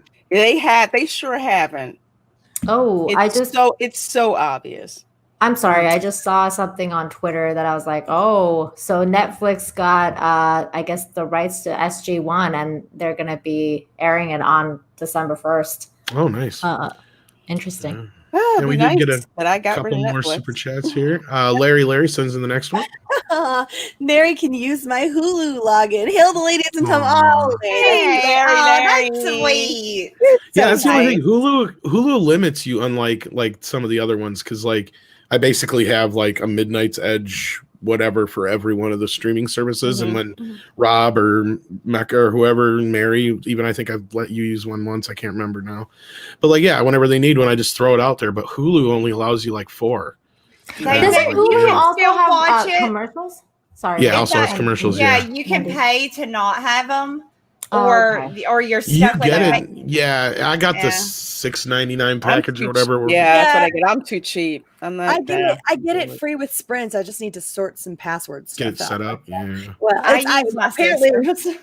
apparently it got set up by my ex, and he didn't tell me, and he's not on my cell phone. I pay that cell phone bill every month. That's my Hulu, damn it. Yeah, you should see if you can switch it over to your name and everything. Yeah. Larry sends in $2. Did we get this one? Yes, we did. Okay. Yeah, we did. 16-bit mascot is the next one. There we go. All right. We let Mandy read too, so let's throw this one to me. Okay, 16-bit mascot for $3.50. Thank you so much. I'm gonna need $3.50. Okay, $3.50 because no shenanigans. Shame. I know. Yeah, sadly, Mary was traveling this last weekend, weren't you? I've got the holidays coming up, and so I'm down here at my parents' house, and so we were just fortunate to get her tonight, so I can't complain. Yeah, at least I gave Tom a heads up and was like, "Hey, it's gonna be a little weird this weekend, guys." May not be there, but you know, I was like, "Don't worry if you can't make it." But she was a trooper. She was here. She got everything done yesterday for the most part. So there you go. And then we got another one from Willie. Let's see, Willie Woodward for $5. Thank you. I'm not trying to kiss up to you. I speak the truth. If you want to come and give me a flip flop. What the heck is that? I'll DM you my address. All right, so a flip flop. That's what those Puerto Rican mamas do, and when they beat their kids, they take off their flip flop. No, it's a shoe. It's like a sandal. It's like a thong sandal. Yeah, right? Like it puts it, the little piece goes between your big toe and your next toe, and then it just like it flips and flops when you walk. So it's a flip flop. It's like a really cheap sandal. A lot of places call them thongs. That's all I ever walk in Cancun. I haven't worn a shoe for 4 years now because all I live in. I think it's a colloquial. It looks like this. I was just gonna say, I think it depends on where you're from. Yeah. Some areas they call them thongs. Some places call them flip flops. I call it a flip flop. I call it a flip flop. That's what you take it off and you beat your kids with it. That's right. That's right. It's soft. It ain't that bad. No, Kid will learn. You just Justin Proper is in the house. Hey, What's Oh up? no, it's that fucking Justin Proper. Justin Proper for $2 says ketchup over mustard. I mean, I agree, but I like mustard. I agree. No. It's just Justin trying to be. It's Justin trying to be controversial. He's controversial. He's trying to. He claims that only ketchup should be used on hot dogs. That you cannot use mustard. And I disagree. I strongly disagree. And I gotta say, on the flip flop thing, it's come to my attention that some idiots call it sandals. I don't know why. Yeah. I don't know why. They're not a sandal. It's because if you wear it in the sand, it's like the easiest to get off and to wash off and stuff. That's the only reason. Yeah. It's a beach shoe. The sandals tend to go around your heel too. Yeah, sandals go around your heel. Yeah. Yeah, sandals go around your heel. Yeah, not the same thing. All right. Does that address our super chats? That's all our super chats. I think we got them. Sandals are different. I think we are caught up. So yeah, we got one more story to go, and then we'll let you find folks leave. We'll let you free, but until then, you stay put. This is a good one. This one's good. Listen to these ladies. I'm gonna get my flip flop back out. And you can also get a shirt and join these ladies because actually, you guys are gonna like this next segment. It's about a real man. Real man. We're gonna kick it on over to Lorena for this one. This is a man so real. I have a different name for him when I see this. So, why Snake Plissken, Kurt Russell, says Hollywood stars should stay out of politics. Yes. Before you get into this though, is everybody aware that his character in Escape from New York is just one big dick joke? Look, this is why there's a reason. He's got one eye. He's the one-eyed snake. There's a reason Kurt Russell still gets laid when no one else does. Okay, I'm just saying. I didn't know about that joke, but I guess I do now. And then he's also got the snake on his belly. Yeah. I'm gonna watch that movie again. Anyway. I was way too young when I watched that movie, and I have no idea what Tom was talking about, but I guess I'm going to have to rewatch that. Exactly. That went. Come on. You ladies have never heard the term one-eyed snake? Oh, yeah. And you know what it's a metaphor for? Yeah. Snake only has one eye. He's a one-eyed snake. Yes. Okay, I get it now, but I did not put two and two together with that movie. So, like I said, I'm going to have to go back and watch Escape from New York again. So, which is a very, very good watch. So, Overboard star Kurt Russell. Overboard, the original version, not that crap remake that came out. The remake didn't happen. Nobody saw it. It doesn't exist. I don't even know what that is.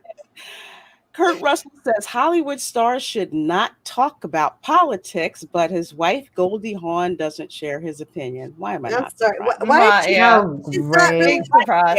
Goldie Hawn hasn't been relevant in years. No. The only reason I know about Goldie Hawn is because of her daughter, Kate Hudson. Yeah. Goldie Hawn used to be a fucking national treasure. She did. I loved and adored that woman so much. You want to see some 80s gear? Watch her in Overboard. That was some 80s gear. Private Benjamin, Overboard, fucking. She had so many great movies. Wildcat. Yep.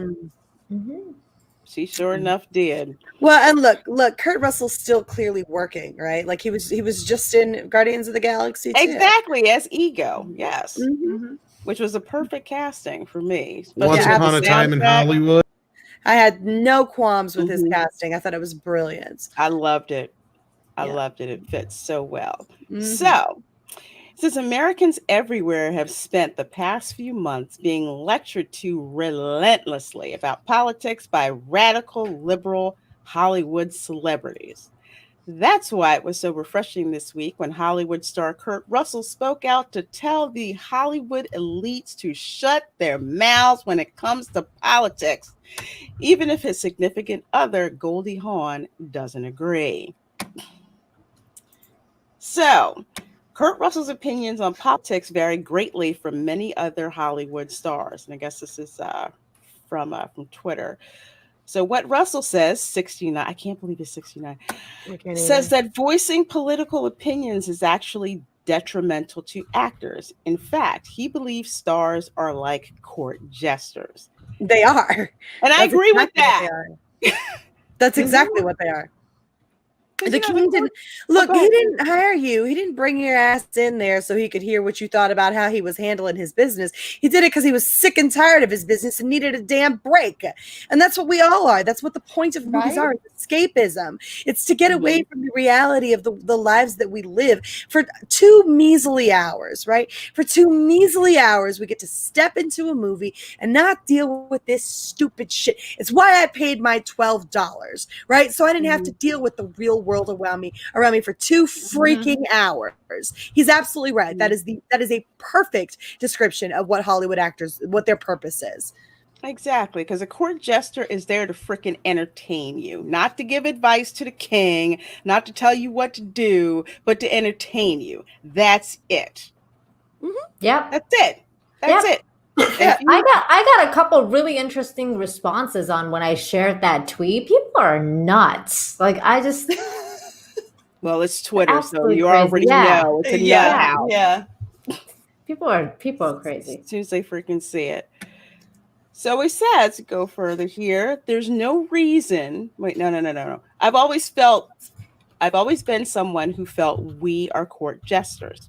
That's what we do, Russell told the New York Times. As far as I'm concerned, you should step away from saying anything so that you can still be seen by the audience in any character. And I agree with that, because there were actors who they had political beliefs, but they weren't banging you over the head with it. I call it like the Save the Whales type of thing. So you knew they had certain political leanings, right, but they weren't demonizing the fans from having a different opinion from them. Mm-hmm. So we still love them for who they were. And it didn't, it's like I tell people, like with Chris Evans, I don't particularly like his politics at all. In a sense, I don't like seeing him on screen because he is so vocal. That's just me, as opposed to an older actor who they kind of have kept their political opinions to themselves, or they haven't said it as much, but you still see them as the character on the screen. It doesn't really. Well, it kind of pulls you out of it, right? Because it is different. It's very difficult to disassociate an actor from all of the things that they say on a constant, like when you follow actors, you want kind of a peek, and I get that this is a different age, right? And so when you hop on Twitter and you want to peek into their personal lives, it means just that you want to peek into their personal lives. You don't want to freaking know absolutely. You don't want to know when they take a shit in their golden toilet. No. I don't want to watch. You know what though? That's why I'm sorry, Mary, but that's why I stopped following half these celebrities. Because I was like, I'm sick of knowing what you're thinking, because most of the time what you're thinking is completely different from me, and it drives me nuts. And I can't see you in your roles anymore. Like I try my best to dissociate the actor from the character. I really do. But sometimes it's just so prevalent. Like, for example, with, Captain America, like I just can't unsee it anymore. And I'm like, no, I love Captain America. Why'd you have to do this to me? Yeah. And, other people Hulk, the Hulk, like, I'm like, Mark Ruffalo just drives me nuts politically. And I'm like, I just can't unsee the Hulk as Mark Ruffalo now. Actors should treat themselves like a business. You hear that, businesses? You hear that, Gillette? You hear that, Nike? Yeah. Keep your fucking politics out of your business. Well, but it's not just politics, is it though? It's literally religion and politics and all that shit. Yeah, all of it. They get on this soapbox and they like they're at the pulpit, preaching to you, and it becomes their persona. You can know, like, for example, the best one I can think of is Tom Cruise. An amazing actor. I don't believe his acting anymore, because anytime I see him jumping on the couch over us like an asshole. That's all I see when I see him. He's tainted any character he could ever possibly choose to play because all I'm going to see is the asshole jumping on a couch. Yeah. That's Well, like I don't believe you. even like jumping out of a plane or anything like that, the only thing you can sit there and think is, I wonder if you could get that kind of an air on a couch, right? Like, right. You know what though? I gotta say, like I disagree a little bit, Mandy, because I still watch Tom Cruise and I can unsee something like that because it's not like, oh, I disavow this many people because they're Republicans or they're Democrats or whoever. I think they're like, these people are like Nazi, Yazis Well, I was or going to say whatever. the great example would be what's his face Zod going out there and saying the shit he did and some of the other stuff that people are saying about wishing death upon certain people and stuff like that. It's fucking nuts. Or the new Pedro Pascal thing, like how he came out and said all that stuff about I think it'll vary from person to person because I think I land somewhere between Mandy and Nina, where it's harder for me to see him in a role, but it's not impossible. But I will say it's becoming harder and harder and harder to disassociate the actor from the role these days. Exactly, Mary. Right. Yeah. The more public they are, the harder it is to see them as the character they are intended to play.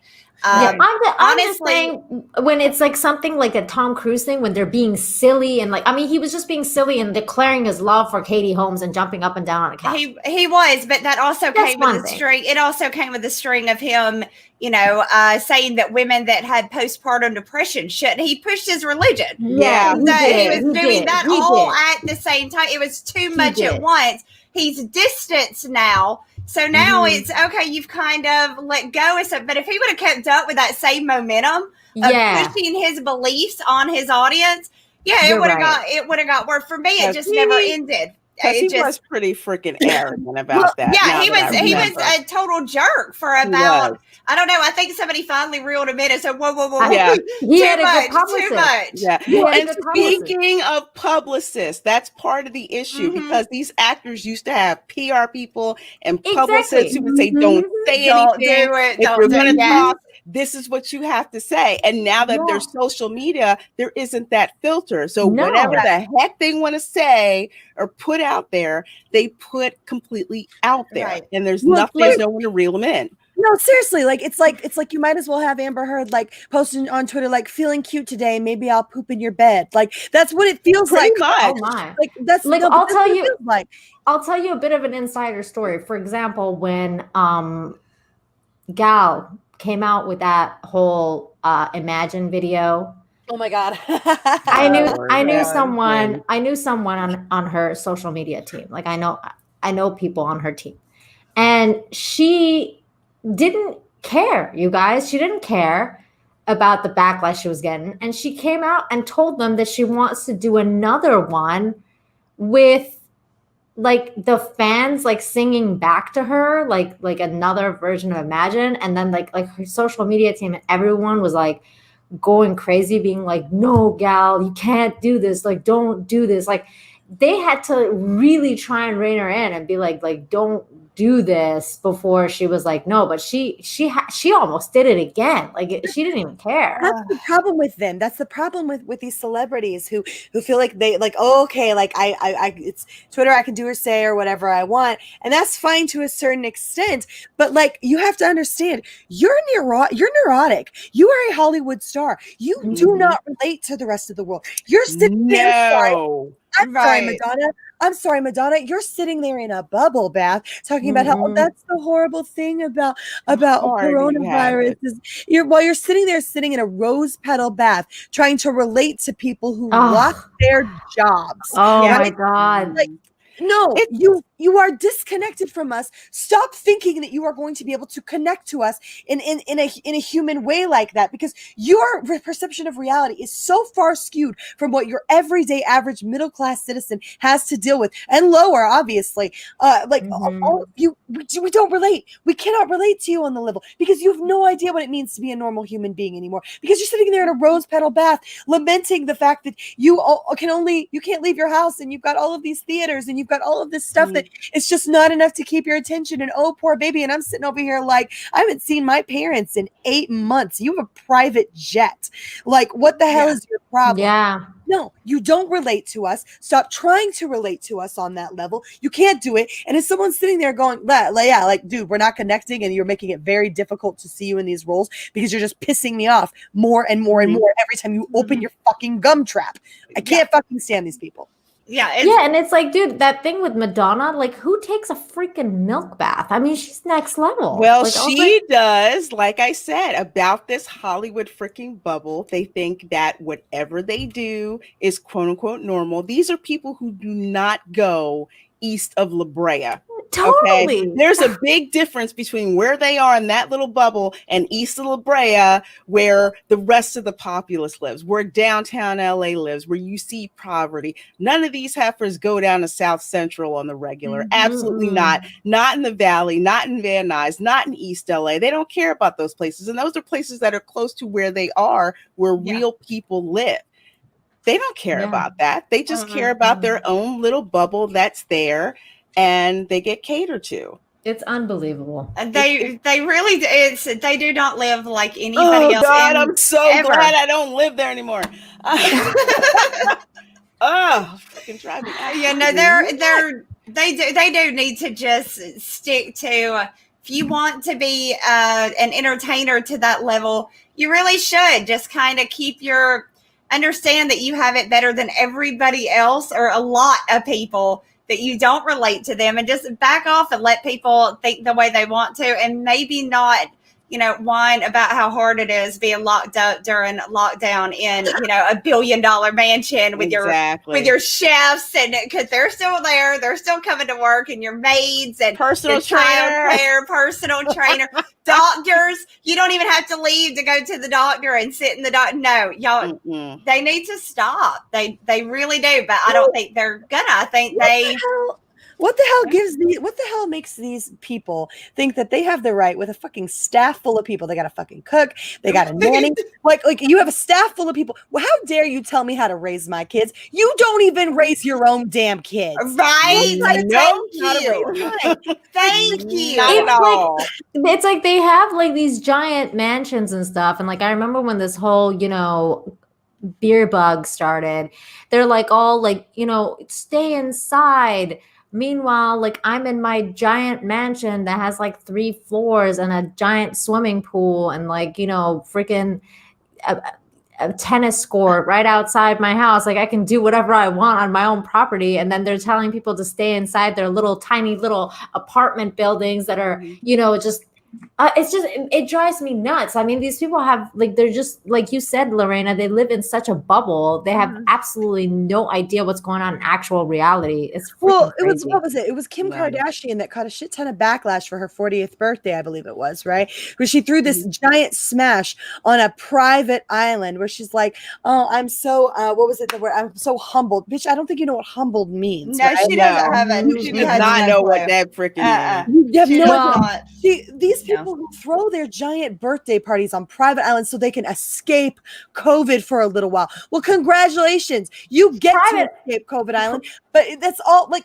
sweetheart, nobody cares what you think because you are so far removed from the reality of our daily lives that I could not give a rat's ass what your warped little mind concocts to be true. I don't care because you don't know what it means to live down here. You don't know what it means to struggle for whether or not you're going to be eating ramen this week if you're lucky. You don't know what it means to be like, well, I'm trying to do my job, but I don't have a damn camera. You don't know what any of that means because you're busy having someone else raise your kids, someone else make up their mind about your finances, going out to your private island and handling. You can escape COVID for a weekend. And sweetheart, anybody who lives in Hollywood has no real grip on what it is that the normal people on the ground deal with today here in this moment. So keep your flap shut because you do not understand and you're not going to convince me that you do. So you don't get to tell me jack shit about jack shit. Exactly. And is it any people? But let's wrap up this last point, Nina, and then I need to. Okay, I'm sorry. The article. So anyway, there is no reason entertainers can't learn just as much as anybody else about a subject, whatever it is, he added. But I think what's sad is that they lose their status as a court jester. And I'm a court jester. That's what I was born to do.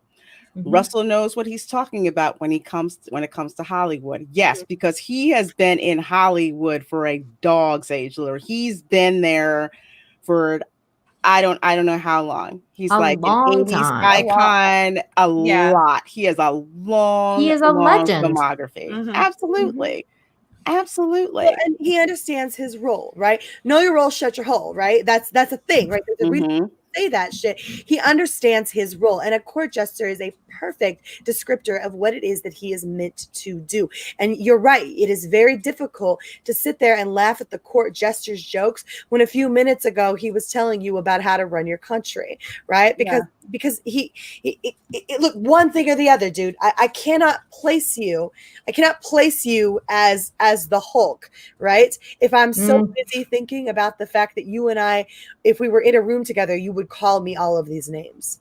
Exactly. And I mean, that's what I was going to say earlier too. Is it any wonder because their own governor is going out and, you know, going to parties and stuff while he's like, you know, passing all these laws about how the normal people don't get to do any of this. But meanwhile, I'll go and do all this stuff.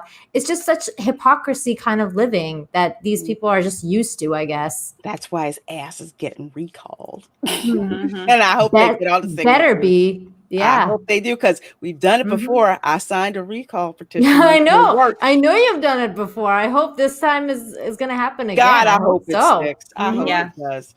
So it says here, he's been in the movie business for nearly 60 years and appeared in such beloved movies like Overboard, which I love, and The Hateful Eight. Right. Haven't seen that one, though. So Goldie Hawn doesn't share husband Kurt Russell's view on Hollywood politics. I don't think they ever married. Did they? I don't think they did. I didn't think they married. I have no idea. As far as I know, they never did. That's what I thought. Yeah, I don't think they either. But also, Lorena, The Hateful Eight is great. You should watch it. Okay, cool. I have to put that one on my list. It's fucking awesome. It's okay. It's fucking great. Yeah, they never actually married. They've just been together for like 40 years. Yeah. Okay, that's what I thought. Smart. So when his longtime partner of 37 years, Academy Award winner Goldie Hawn, chimed in to say that Russell isn't always funny, he responded by doubling down. I love this man. He's great. It's freaking awesome. A court jester isn't always funny, explained Russell. A court jester is the only one who can walk into the castle, put the king down, as long as he doesn't hit too close to home. I think that's been a big, important part of all cultures throughout history, and I'd like to see it stay in ours. I don't think that worked for the court jester in Game of Thrones, but that's no, I mean, like honestly, that court jesters who do that kind of crap get like literally killed by the king. Yeah. I'm just saying, and then look, there's an analogy to be made there. Not that we're talking about going out and murderizing people, but they no longer have a job, right? When that's over, when they shoot off their traps, because you are there to do your job, and if you're not doing your job appropriately and keeping your nose to the grindstone, which you are meant to be at, then what is our use for you? What use do I have for you if you are not doing the thing for which I paid you, right? If I cannot place you in this role, then why the heck should I continue giving you my money? And I'm sorry, but that's just really, really difficult. And look, I think that there's a reasonable line to draw here.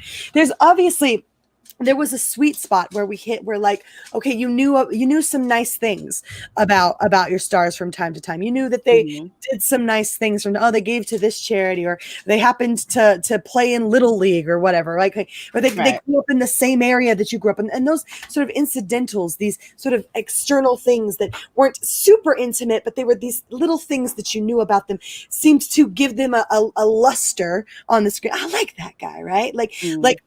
But that was when you didn't get too close. It's too close now. It's far too close. And this is why politics, religion and politics were the things that you never talked about, right? You never talked about those things because they were too close. They were too private, and it could alter your view of someone forever. Right. And now our views of these people are altered forever. And I'm sorry, I just can't stop staring at this person on the screen, not this character on the screen. Right. Absolutely. So to Yep. wrap this Yeah. Yeah, that's right. Tell them. so to wrap this up, well, a little bit longer. So Goldie Hawn points out, but we did have a president who was an actor, Ronald Reagan, Hawn pointed out, to which Russell responded that saying that actors can learn as much as anybody else can. Of course. Hawn somewhat disagreed with their partner, saying that the decision for an actor on whether or not to talk about politics is a personal choice, which it is. However, well, I'm just saying Reagan definitely was a well-known actor, Hawn said. I think it's a personal choice whether you want to get into that. The one thing I don't agree with is that just because we have a platform, we always have to use it, she added. That is our choice. But that is something that they are making you do now. Like, look at what they're doing to Gina Carano. They're forcing her. They're trying to force her to put things like pronouns into her profile. They're forcing her to use her. Well, look, as I recall, Gina, for like, I never saw her say anything until recently that might lead you in one direction or the other, right? And it's because you could clearly see them trying to push her in a certain direction, and so she pushed back, right? Like, you're not going to tell me what I can and can't say, and if you're going to force me to speak, then I'll say what's on my damn mind. And that's and if that's what you're going to do to people, if you're going to keep forcing them, like, you're either with us or against us, right? Which is how this is playing out, right? Like, you're either this thing or you are the devil. And so, like, I'm sorry, but if that's where it's become today, is they will demonize you if you don't do exactly what it is that they tell you to do. Oh, absolutely. Yeah. Yep. Yeah. Absolutely. So further down, they just get into Alyssa Milano, so they don't really say much else about Kurt Russell. Word. But I heard Alyssa Milano and I instantly got bored. Yeah. Right. But that was just such a wonderful breath of fresh air to hear that from Kurt Russell. And to hear it from someone who has such a long history in Hollywood and has played so many, like, beloved characters. Yeah, absolutely. And interestingly enough, I don't need to try to remove all of the external stuff when I see Kurt Russell on the screen. I can just Here's one for Kurt. Exactly. Yeah. Woo! I like. Love you, Kurt. Good job. Yes. I love the little tail wag at the end there too. I'll just make one last point. None of this is indicative of what his politics are, because he never in any way implies which way they might lean in. And I've never heard him. I don't have to care. I don't have to care because he doesn't force me to. It doesn't matter. It doesn't matter. That's the point. It's like, you can have your own politics. You can have your own beliefs. Just don't shove it down our throats. That's all we ask. Please don't shove it down our throats. And that's the thing, because too many actors have stopped being actors and they have become activists. You okay, Mandy? Yeah. Is it trying to murder you? Would you It's take looking care? at me. Okay, I'm gonna tell you this, folks. I'm gonna blow her cover. I'm gonna blow her fucking cover. She has been acting like a pro this whole time. She's got a goddamn wild animal in her fucking room, Girl, and she won't deal with it. I would have turned that camera off and took care of that. That's what I'm like. I'm like, woman, shut the camera off and shoo it out. Shoot it. Yeah. Do whatever I you gotta gotta do. get the live cage, and Cage. I can't kill him. He's cute. He's precious. That's fine. Just shoo him out then. I might put it on camera. He's sitting on top of my lawnmower right now, looking at it. Mandy, this isn't a fucking raccoon. It's a fucking possum. Okay. Yeah, it's a possum. He's precious. Oh. You need to kill it with fire. Those things I are love horrible. him. I love him. Precious, it's a rodent. No, I love him. I've named him. I What named did him you name George. him? Oh, And I love him now. Carl. I wanted to name him Carl. No wonder we he can have won't a go Carl. away. Why don't we name him Kurt in honor of Kurt Russell? Oh, I good love call. it. Wait, Can I still hear Mandy scream, Carl? Oh shit. We got one super chat while you guys were talking about Kurt. Willie Woodward says, this stream is getting too serious. Don't make me do something silly to make you all laugh. I will literally seductive rub my man boobs. Oh. Oh my. Well, now I'm intrigued about this. Damn it, Willie. Willie's got his own channel, ladies. No, Maybe he needs his own We just OnlyFans. got done talking about how when you get too close, you can no longer see the character. You only have to see, like, I can't do it, Willie. I can't do it. We got to keep that professional distance so I can still go and see you normally on your I screen. stand corrected, Carrick or Sarek, whatever your name is. I apologize. Interest has been peaked. Oh my gosh. Tom has been wonderful tonight with minimal, if no mansplaining, and we're all very proud. That's Oh, because I yeah. haven't been feeling the best, but I'll give myself a maximum effort puppy. Absolutely. Yay. Well deserved. And don't forget that strut at the end there, Tom. You deserve it. Of course. I even had to point it out. I love the little strut. He's like, hell yeah. Aw, so cute. And of course, I would not be able to get the hell out of here without doing the one, the only, the Right! Benton! Oh, Jesus Christ! Benton! Yes. Not a week goes by that somebody doesn't go, by the way, that's not the original video. that goes I with that know. I audio." don't care. I don't care. It's It's the best. fun. I don't love care. it. It's the best. I love I don't it. think I've ever seen the original video. I didn't know It's that. just a dog chasing some deer, I think. Yeah, which is really Oh. silly. Which is It's really not as the silly. same. It's not as good, honestly. Look, I get it, like a dog chasing deer, but this is a land puppy going and disrupting a whole rock of sea puppies. It is amazing. That's Exactly. funny. He's Yeah. like, fuck you, I'm taking over this rock. This is not. And what's funny is all 12 of them are just like, fuck! It's got teeth! Oh my god. They're all like, arr, arr, arr. Oh my Oh god. man. Fuck you, water dogs! It's my rock. He's like the original maximum effort puppy. He has 0 fucks to give, no fear. Mm-hmm. I am Yes, Fenton, and indeed. Fenton is me. Exactly, yes. Hillis Mallory sends in $2. He is a totally awesome possum. Awesome. He is. Aw, He is. awesome. I'm like telling you, that. I love him already.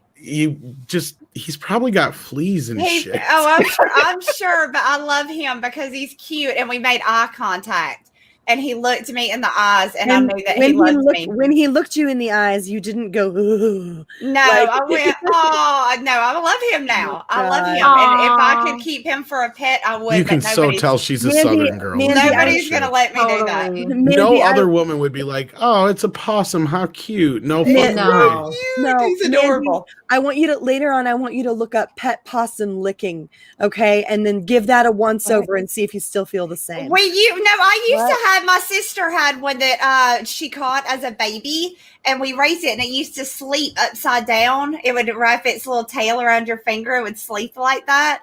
So we used to have a baby one that we raised, but my mom made us get rid of it because it got big and nasty, as she said.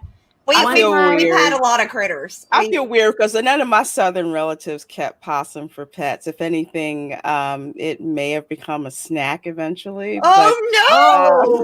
We had a possum get Yeah. loose in my bathroom one time when I was a kid. My dad went in there and caught it with a fishing net, and he starts carrying it's hissing and like flashing out at everybody, and it was literally horrifying. Those things, like the eyeballs gleamed in the light. It looked like it wanted. No, this thing literally looked like it wanted very much to murder us in our sleep. Like, One time, we don't have possums here, but I saw a Mexican raccoon and they kind of look like possums and they're like really weird looking. And I was like, what the hell is that? And I was like so scared. Lord. And then I found out it's a Mexican It's a raccoon. Mexican and they're- trash panda. Yeah, they're really ugly. They don't look like raccoons. They don't look like raccoons at all. You And I was called like, me a what trash the- panda. I was like, what the hell is that thing? Is that a possum? And then I found out it's a Mexican raccoon. They're butt ugly. I'm gonna have to Google They're called that. Cotimundi. They're called like Cotimundi. Yeah, I or think something so. like that. Yeah. Sounds about right. Terminus S sends in a $2 super chat. You could say Hollywood's not being very courteous. Oh, I'm nice. sure that has Killer gotta with be those Steve. I puns. liked it. It's got to be Sting in like disguise with a VPN. I No, really it's do gotta think be. so sometimes. I actually have the opportunity to talk to Terminus like in Discord, usually I think about once a week or so. And no, it's definitely not Steak. He comes up with that shit all on his own. It's All right. Wow. All right. He's awesome. If you All say right. so. Well, I think we've hit all of our topics for tonight. Do we want to I- turn it back over to the I mansplainer? think so. I Yeah. guess so. I think it's about that time. I want to thank all the ladies for an awesome show. I want to thank you guys out there for being an awesome chat. Yes. Let's see here. We've got Miss Lorena Creole. Don't forget to check out her channel. Do you got anything to plug real quick? Yes, my pop-up lunch table tomorrow at 12 noon Eastern, 11 a.m. Central. I'm going to be interviewing Tom, of all people. Oh, Oh, shit. I got to be up for that. Yeah. he's like, oh no. Oh, that's Yep. funny. So that's No, what- of course, that's I'll what- be there. I'll be there. Yep, that's what I have going on. And thanks to all of you who subscribe to me, watch my videos, because I am officially monetized now. Yes! We busted Lorena's cherry. Sweet. All right. I'll give myself the one. Hey, phrasing! Yeah, I'm looking forward to that party, Lorena. Yes. Yes, It's gonna I be will off the be hook. scheduling it. Yes. I think we just woke up the internet. But all right, folks. Hell So yeah. do check out Lorena's channel. The links will be coming up in the chat here. Nina, why don't you tell the folks a little bit about yourselves? And thank you so much for coming in and coming in clutch tonight. Thank And you again, for we want to having send our me. thoughts and all that out to Alora tonight as well. Yes. We'll give her some love. Thoughts and prayers to her. And yeah, everybody go out and if you have Twitter, send her some love. She definitely needs some support right now. She's going through a rough time. But it has been a pleasure. Thank you, as always, for inviting me on this wonderful show. I love this show so very much. It's one of the best on the internet. And you can find me on my YouTube channel. Tomorrow I will be on, I think, author Stephen Walton's channel for Rogue Entertainment. It should be fun. I think I'm going to meet Jessie Milestone for the first time. I've never met her before. She's going to be on panel. Oh, Yeah, she's that'll awesome. be really cool. Yeah, and I'm excited for that. And you can also, on Fridays, I do a segment called Infinite Hope on my channel. It's a video that I put out of all the good news stuff that happens during the week, because we all need a bit of good news. So if you want some good news, come and check that out on Fridays. I have that going on. And I also do like deep fake videos just for a little bit of fun and lulz. And right now, currently, I'm also making his Dark Materials Season 2 reviews, because I love his Dark Materials. Actually, Tom, that's what I was going to tell you. A couple of good shows on HBO. His Dark Materials and Raised by Wolves. Very good shows. So Too bad I haven't HBO won't get done that behind yet. them more then. But yeah, I know, right? They're in a weird position here now. But yeah, so check out Nina's channel, Yeah. of course. Thank And you so much. I'm sure we'll see her again here sometime soon on Absolutely. Toxic Femininity. Almost said Midnight's Edge After Dark. And our next lady, of course, she makes Bubbles jealous. She is so bubbly. That's right. Miss Mandy, tell them a little bit about yourself. Yeah, so I'm Mandy. I have a YouTube channel And a possum now. and I've got what's going to become a new pet possum if I Kurt. can make it love me. Yeah, go check out my YouTube channel at Mandy Summers. I'm also a comic book writer, so I have 2 books right now that are on Indiegogo. One of them being Pirate Queen, which is right. very, very awesome. And then we also have another book called Super Dead that we have going right now, which is a horror superhero type book. So definitely go check those out. And yeah, everybody, y'all wish me luck on taming a possum, because we're in love. So I have to tame it now. Yeah, he's your new best friend. He is. Yeah. I'm going to Yes. send you a little name tag that says Kurt for him. Yes. Don't get killed. Don't get killed, okay? Just No. Don't get rabies, Mandy. And please get him have checked to. out. You, my Please dear. get him checked for the AIDS, huh? I'm going to litterbox train him first. That's the first thing. Oh my He God. needs to be trained. You're my hero, Mandy. Jesus Christ. Did you ever know that you're my hero? And last but not least, she can handle these Doomacorns while she's at it. Becky for $2. Oh, do you want me to do it or Mary? Go ahead and read it, and I'll do. Mary does you do the reading, but he wants to hear it. Okay. Matt G for $2. Thank you so much, Lovebug. I sent you a Doomacorn, Lorena. Let's hear it, Mary. Thank you, Matt G. And I do see your Doomacorn. Thank you. Aww. So sweet. Awesome. And then Terminus EST sends in $5. Go ahead, whoever wants to take this one. I'll grab it. Terminus for $5 says, Mandy is so bubbly, she is champagne in the form of a woman. I think that's a great description, actually. I love that. Ooh, I love that. So if Mandy is champagne in the form of a woman, I am vodka in the form of a woman. Yeah, that or a screwdriver anyway. Oh, shit. I wonder what am I? The implications of that is so much worse, Tom.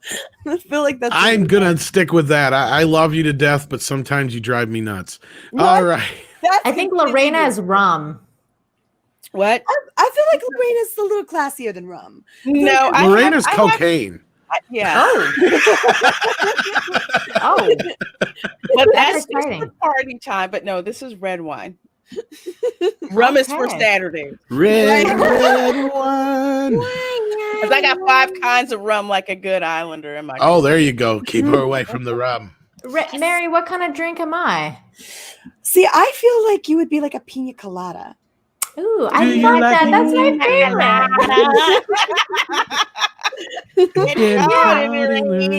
Yeah, you got me. I'm a pina colada. I think that's a good one. There you go. And then last but not least, of course, our hostess with the mostest, Miss Mary B. Well, hey guys, I am Mary B. I am the mistress of mayhem, disruptor of the narrative, and official Whammon card holder. You can find me over my channel where we talk about newsy news stuff during the week. I have a little fun on the weekends. It's going to be a wonky week. It's Thanksgiving, guys, so I won't be doing my typical Wednesday night mayhem, but you can probably catch me on Friday doing some karaoke. Yes! Ooh. The return of the Mac. My dad will probably be joining us for that, and then Shenanigans should be back on Saturday night. So yeah, Your I will dad's try to gonna be on there. karaoke? Yeah, he's been on there a couple times. He's awesomeness.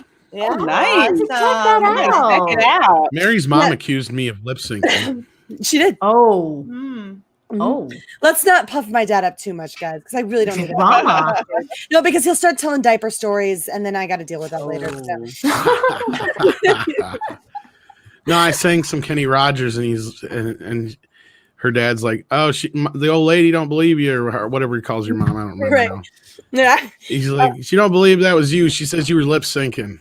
Oh yeah, but well, my mom's a teaser. She likes to tease. I know. I know she's goofing. It was just I do a pretty good Kenny. I can't help it. You do. And yes, I will add official flip flop thrower to my resume, Willie, if you don't get your shit squared.